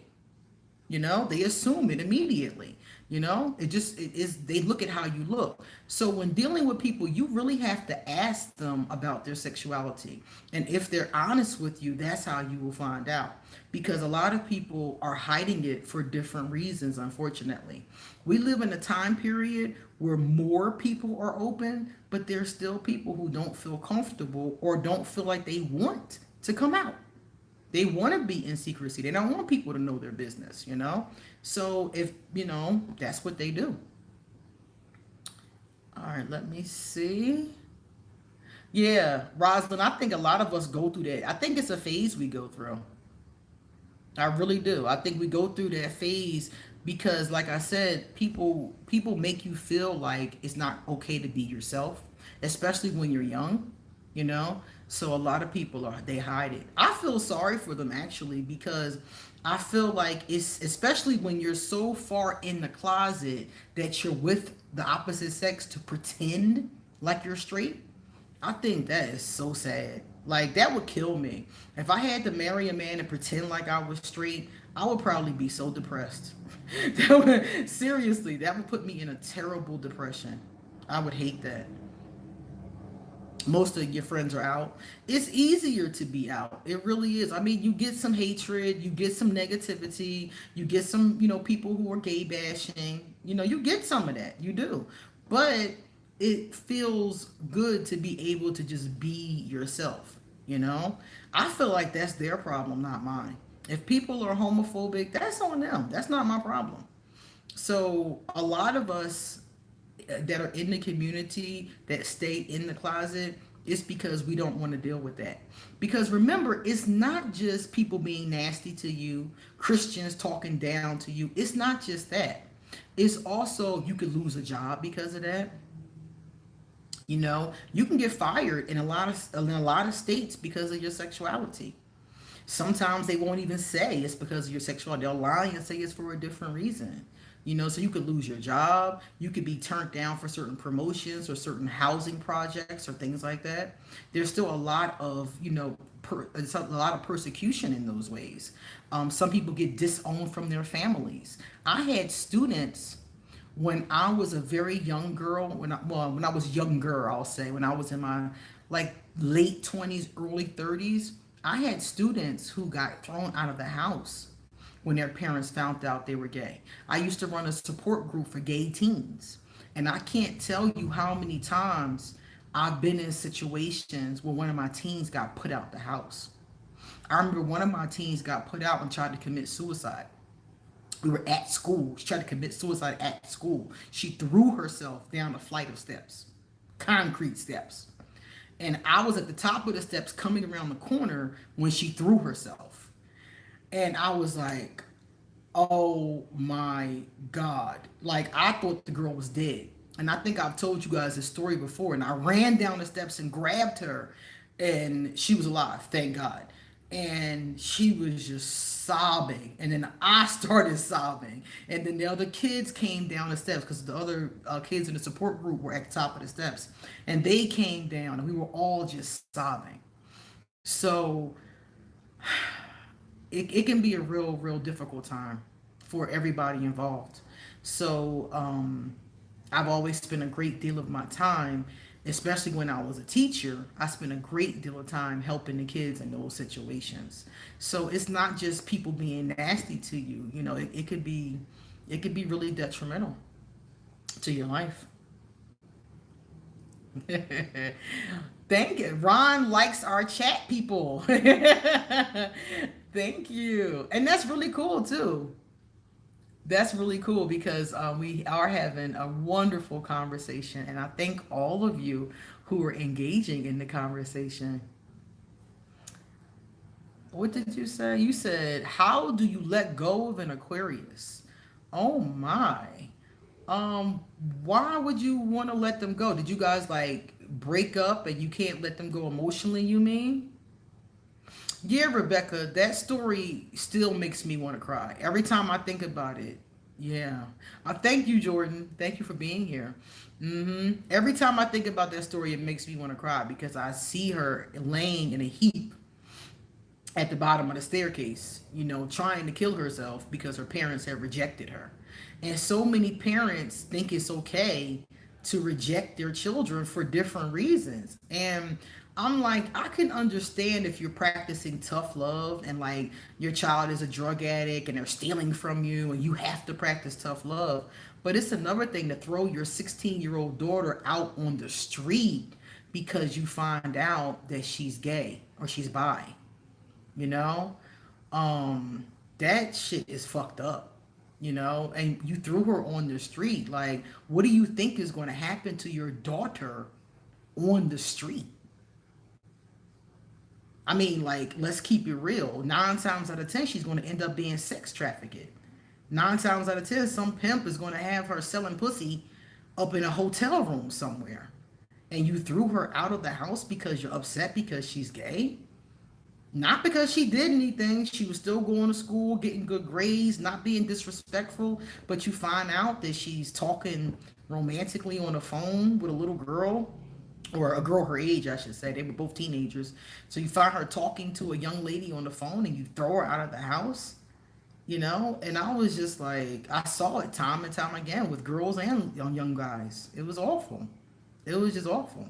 So it's like, well, that's the whole point, was that these parents, I think these parents love their children, but I think that somewhere inside of them, they feel like this particular thing is something that's not worthy of their love anymore.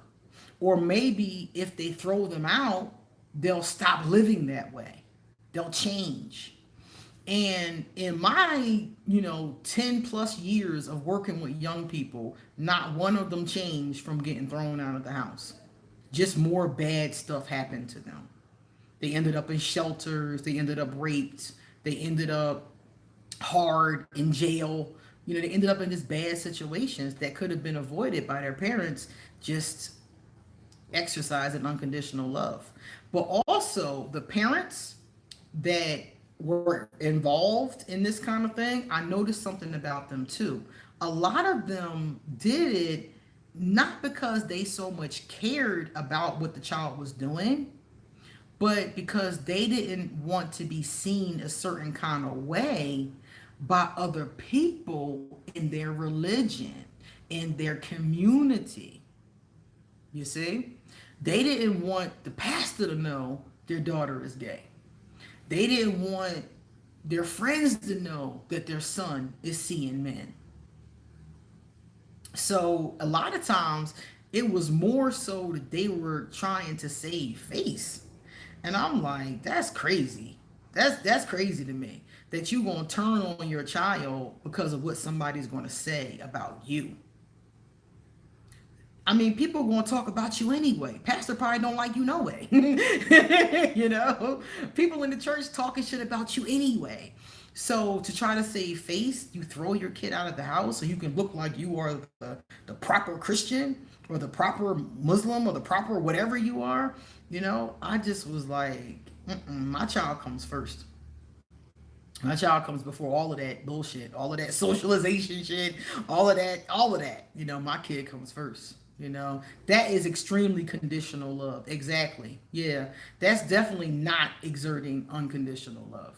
That's definitely being conditional, because it's basically saying, I love you as long as you do what I want you to do. I love you as long as you're heterosexual. I love you as long as you're doing what I think is best for you. So, Speaking of church scams, the last thing I'm going to say before I go, how many of y'all saw Pastor eating a cookie online? Any of y'all that are on Facebook, or I think it might have been another social media too, how many of y'all saw that pastor eating a box online? I saw that and I said to myself, this been going on. This kind of stuff has been going on. The only difference is that now people are taping it. I don't know The you wanted to see it. I saw it on Facebook. Somebody sent it to me in my inbox. And I'll tell you guys basically what happened for those of you who didn't see it. This pastor is seeing one of the members of the congregation. Now, I don't know the details about it, or, like how, if he's married, he probably is. I don't know. All I know is he's seeing one of the members of the congregation, and for some reason, oh, you saw it on Twitter, yeah. For some reason, she decided to videotape him giving her oral sex. So you don't see her. All you see is this. She has the camera down on her. So you get to see him with his face and his tongue all between her legs. I was shocked. And then you find out he's a pastor of some church, her church. And it was like, wow. And she posted it online. So everybody got to see it. I heard recently, oh, he's married. Oh, okay. He's married, and she posted it because he would not give her a solo on the choir.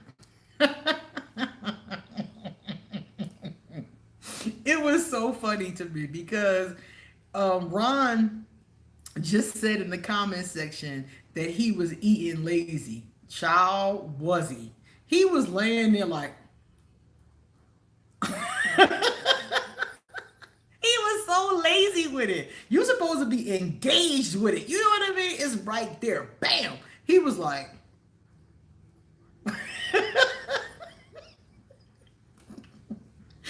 I was cracking up, man. I was like, okay, Pastor.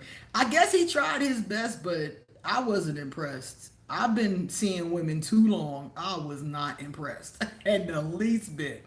I laughed so hard. So if you guys didn't see it and you want to see it, it's about a minute long.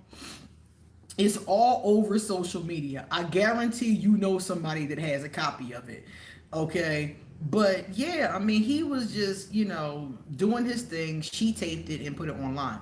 And then a friend of mine said it was wrong of her to post it online.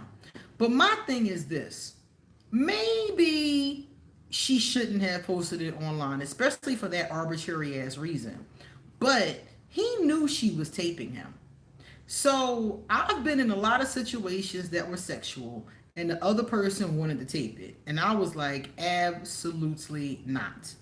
So if you're going to allow someone to tape you in a sexual position, you may as well just assume they're going to show it to somebody. And I'm not saying that happens every time because women have sent me nude pictures and I didn't show nobody. But a lot of people will show pictures and video. Some people will show it to their friends and brag about it and things like that. Rosalind said he was older and tired. He was tired. He was sleepy. He needed to take a nap. So it was like, what the hell? I don't think she posted it on YouTube. I think she posted it on Twitter and people just passed it around. But you can't allow somebody, and if you're watching this now and you're into taping yourself having sex, that's fine. I don't think anything is wrong with it. I don't see anything wrong with it at all. But you run the risk of that person showing other people. So if you care about that, you might want to consider whether or not you do stuff like that. Because like in this case, the person can get angry with you and blast you. And how would you like your mom and your grandmom to see you eating the cat or playing the skin flute, if you know what I'm saying? Or having sex, they might get mad at you and put it out there. So I wouldn't do that. I wouldn't allow anybody to have that kind of footage of me. Like, I'm good. I don't know how long he was down there because you only see it for a minute. You see a minute of the activity. But I'm going to tell you what it looked like to me. It looked like to me a spit shine. What is a spit shine? A spit shine is what I call it when a man licks you just to get you aroused. You know, he's not doing it because he's into it. He's not doing it because he likes it. Because some men and some women are, they like it. They're into it. You know, but some people just do it to get your engine started. You know, and a lot of times men and women may just give you a spit shine to get your engine started so y'all can get in it. And that's what it looked like to me. It looked like he was giving her a spit shine so he could lay some pipe. That's what it looked like to me. It didn't look like to me he was into cunnilingus. Like that was his thing. Now you all know that some men are into it and some men and women are not into it. They just do it because the other person likes it. There's a big difference between the two. Yeah, that's what I call it, a spit shine. Ear Hustler, I do wonder what church was like today. Because today is the first Sunday since that video went viral. So I do wonder if he had the audacity to walk in church and try to justify that shit, or if he just walked in there and pretended like nothing happened. Because I was told he took his Facebook page down. I don't know if that's true or not, but that's what I heard. I heard he removed the page. So I don't know if he removed it or he removed it indefinitely or he permanently, but that's the rumor going around. So I'm not sure, and that would be interesting to know if what happened in church today, because if it was me, if I was him, I would go into church and I would say flat out, yes, that was me on the tape. Yes, I let her tape it. Yes, it was a mistake. Yes, I'm a married man, and yes, I have fallen short. I would just go in there and keep it real because you can't lie. They see you in the tape. I would just go tell the truth. Now, Jordan says something that I just missed. Let me take a look at this. Church scams people out of their money and feeds them a bunch of lies. A lot of times they do. A lot of I haven't been to every church, so I can't say every church does this, but a lot of churches do. I came across on Facebook an article where this woman was talking about how her church demands that you bring in your W-2s every year so that they can make sure you're paying exactly 10% for your tithes. Now, I know that a lot of churches expect you to pay your 10%, but I thought they just let you pay it. I didn't think they asked you to bring in confirmation, your W-2s to prove, that that's how much it was. So some of the times it is a scam. And a lot of times, unfortunately, as we see in this case, a lot of times the pastor is more immoral than anybody else in the church. The pastor having sex with half of the church half of the time. And I've heard this from people who were in the churches.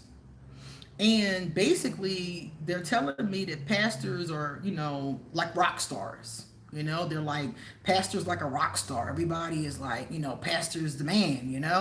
And a lot of times they're having sex with a lot of people, men and women, in the church. So it's kind of hard for me. It would be hard for me as a member of the congregation if I knew that. If I knew that my pastor was having sex with the women or, giving them money for sex, like Lily said, or having sex with the guys. Sometimes the pastors are bisexual. They're having sex with the men and the women, and they're married, and they got kids. So, it would be hard for me if I knew that was going on and be able to sit in the congregation and hear him screaming about fire and brimstone. It would be a little hard for me because I would be like, well, huh? That would be kind of hard for me. That would be like extreme hypocrisy for me. I understand why people tithe at church. I don't think tithing is wrong. I will never say that. I think that people should donate to the church, but I don't think that it's something that should be mandatory. I think that people should donate though, because remember, these churches have to be run some kind of way. The electricity got to stay on. The heat has to stay on. And you don't expect pastor to pay for everything so people can come get salvation every week. Somebody got to pay for it. So I do think that people should donate to the church, but I just don't think it should be mandatory. I think you should give from your heart. I think that whatever you have to give, if you have anything to give, some people come to church broke and they just looking for salvation. I don't think you should feel a financial need in that moment. I think anybody who's capable should voluntarily give. Because remember, spirituality started before churches. We all the way back to the beginning of time, there have been priests, priestesses, and holy people, shamans, whatever you want to call them, all the way back to the beginning of time. And the people in the community always took care of the holy people. That was your only job. A holy person usually, in those cases, was a midwife, was a spiritual leader, was a healer. They did all of that. And everybody in the community took care of them so that when they needed them, they would come take care of them. You see? So the priestess will come and bless your baby. She'll come deliver your baby too. And when your baby's sick, she'll come treat your baby. And you give her corn. You give her bread. You give her whatever it is you make in your store. You give her shoes when she comes to help you. So honestly, you can't expect these people to be doing for you and you're not giving them anything. How are they supposed to live? If they're spending all their time taking care of people in the community and they don't have time for a job, I think it only makes sense to give to them. But I believe that you give to them out of the kindness of your heart. You donate to them. It's not mandatory. You see? So I never look at it like that. I just look at the way this is done. I look at, needing W-2s, needing to give a certain amount. You can't become a member if you don't give a certain amount of tithes every year. Stuff like that I don't think is copacetic. That's the problem. Yeah, a lot of it is about control because a lot of times they're not even trying to give you salvation. A lot of times it's about controlling the masses. That's 100% true. But remember, spirituality was going on before organized religion. So all the way back, remember, all the way back to the beginning of time, spirituality has always been with us. We've always had an understanding of a higher power, all the way back to hunters and gatherers. So we've always had this understanding. So yeah, this happens a lot in American churches, unfortunately. So for those of you who didn't see the video with the pastor, you might be interested in watching it. I wasn't impressed in the very least bit, and all it really did say to me is that now in this day and age, the mistakes and things that are happening are now being taped and they're being put out there. But he's not the first pastor. He won't be the last. And I guarantee you, this has been going on since the beginning of time, all the way back. And I'm not going to say every holy person is sleeping with their congregation, but it unfortunately does happen in a lot of cases. And like I said before, remember, pastor is like a rock star. So you got all these groupies. Giving is fine, but not my W-2 or bank statement. Next thing, they want my social security number and 2 pieces of ID. Exactly. That's when it goes over the line. Yeah, you give what you can. That's exactly what I think. When I used to go to church as a young lady, my family didn't have a lot of money. And my family always dropped $1, $2. My mom always sent something. And we didn't always have. My mother was a barmaid when I was a young girl. She became a cop later. So when I was a very young girl, we had food stamps. We didn't have a lot of money. My father wasn't there. And most of the money went to our schooling. My mother sent both of us, my sister and I, to Catholic school. And that, for her, was an investment. It was, intelligent to, for her girls to go to school and one day be able to take care of themselves, So it was one of those kind of things. Papa has more kinky videos. I can't with you. Why would you have more videos? You and Rebecca can talk privately if you guys want to. If you guys want to trade videos. I don't know. I don't know where tithing comes from. I really do not. Because I was told that it was in the Bible, but I've never seen it with my own two eyes. I don't know. Ron, it sounds like to me that the young lady was just angry. She was just mad at him. Jordan, nowadays, according to the articles I've seen, a lot of people are questioning their religions. They are questioning spirituality, they're questioning their religions. People are walking away from religions in droves. More people are going back to the old ways, like I did. A lot of people are doing that. A lot of like Yoruba. I see a lot of people going into Yoruba. So yeah, that's happening a lot because people are questioning because all of the hypocrisy that's going on.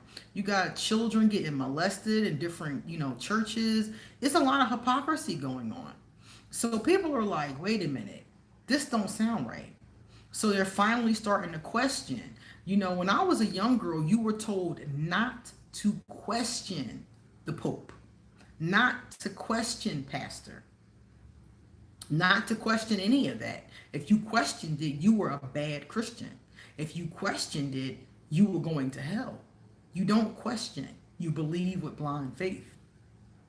And people are starting to realize that that was a manipulation, that they're being manipulated into not asking any questions so that people can, control them. So people are starting to realize that now.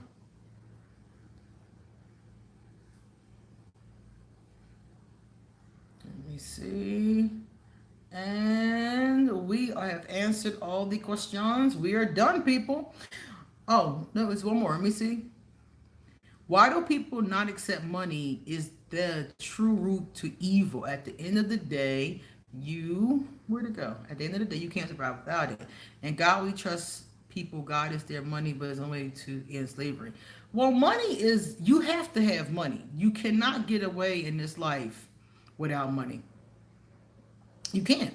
What can you do without money? You can't you can't do anything without money. You have to have money, but you can't let money become your god. You can't become selfish. You can't become greedy. You can't become I'll do anything for it. I'll tell any lie. I'll go to any extent. Once you get there, you've sold your soul. We all have to make money. It's just a necessary part of our culture. We need it. It's an energy. We need it to, a friend of mine called it a tool. He said money is a tool. And that's basically what it is. It's something that we need to help us pay our rent, eat every day, things along those lines. But once it starts to, once you love money, once money is your God, then you in trouble at that point. Once you'll kill for it, like somebody said, kill and destroy for it. Somebody was telling me recently that they honestly believe that one of their friends was murdered. And I was like, why? And she was like, I think whoever this person was murdered them for the insurance money. And I watched this channel on YouTube called Briefcase. And Briefcase is really good. It's one of my favorite little detective shows, And it tells about real life crimes. And all the way back since the beginning of insurance, people's family members, spouses have been killing them for insurance money. So it happens more than I would like to believe, But yeah, it definitely happens. So once you go to that space with it, where you would kill your child, you would kill your husband. In one case on Briefcase, the woman killed her husband, got the insurance money, spent all the money, killed her second husband, spent all the money, killed her daughter, got money, And then on the fourth kill, got caught. So she killed, the fourth person didn't die, but she got caught with attempted murder. So you killed 3 people for life insurance, one of which was your child. Once it gets to that point, that's when money has become evil. You've allowed it to be evil in your life. But money in itself isn't an evil thing, it's just a tool. I don't remember. It was on Briefcase, Claude. I don't remember the woman's name. I just remember she killed the husband, she killed another husband, then she killed her son, her daughter, and then she tried to kill her son, but he made it. He survived. And I remember they interviewed her son, and her son said, "Mommy said I'm going to heaven soon." And that was how they pieced together that she was the one who had attempted to murder him. And I was like, mm, mm, mm. Awful. Just awful. All right, let me see.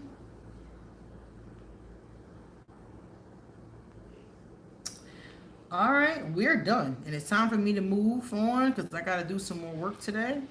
So thank you all for a very good conversation, a lot of fun, a lot of good talk. And we'll talk again after I get my book. Claudette, I'm going to look and see if I can find out what that woman's name is. But in the meantime, if any of you are interested, the channel I was talking about is called Briefcase. And Briefcase is really, really a good channel. And all of the stories on Briefcase are real. They're real things that happen. They go all the way back to like the 1300s. And they're all cases and they're very interesting. Goodbye, Jim. Thank you for being here. Goodbye, everybody. Thank you for being here. Thank you for chatting. Thank you for discussing. He said over already. It's been 2 hours. It's been 2 hours. Yeah, Claude. Check it out. Yes, check it out. Because Briefcase is really a good channel. I think he only has like 40 videos or so, but they're very chilling cases. I love how he tells the stories. It is very, very interesting. Yeah, I'm going to look and see what that woman's name is if I can find it. As a matter of fact, if I find it, the story that I'm talking about, I will post it in the community section for anybody who wants to check out that particular video. Okay? That way you can check out that video and you can check out that channel. Okay? Thank you guys for coming. Thank you, Judith. Bye, everybody. Much love to you all. Take care, everybody. Bye-bye.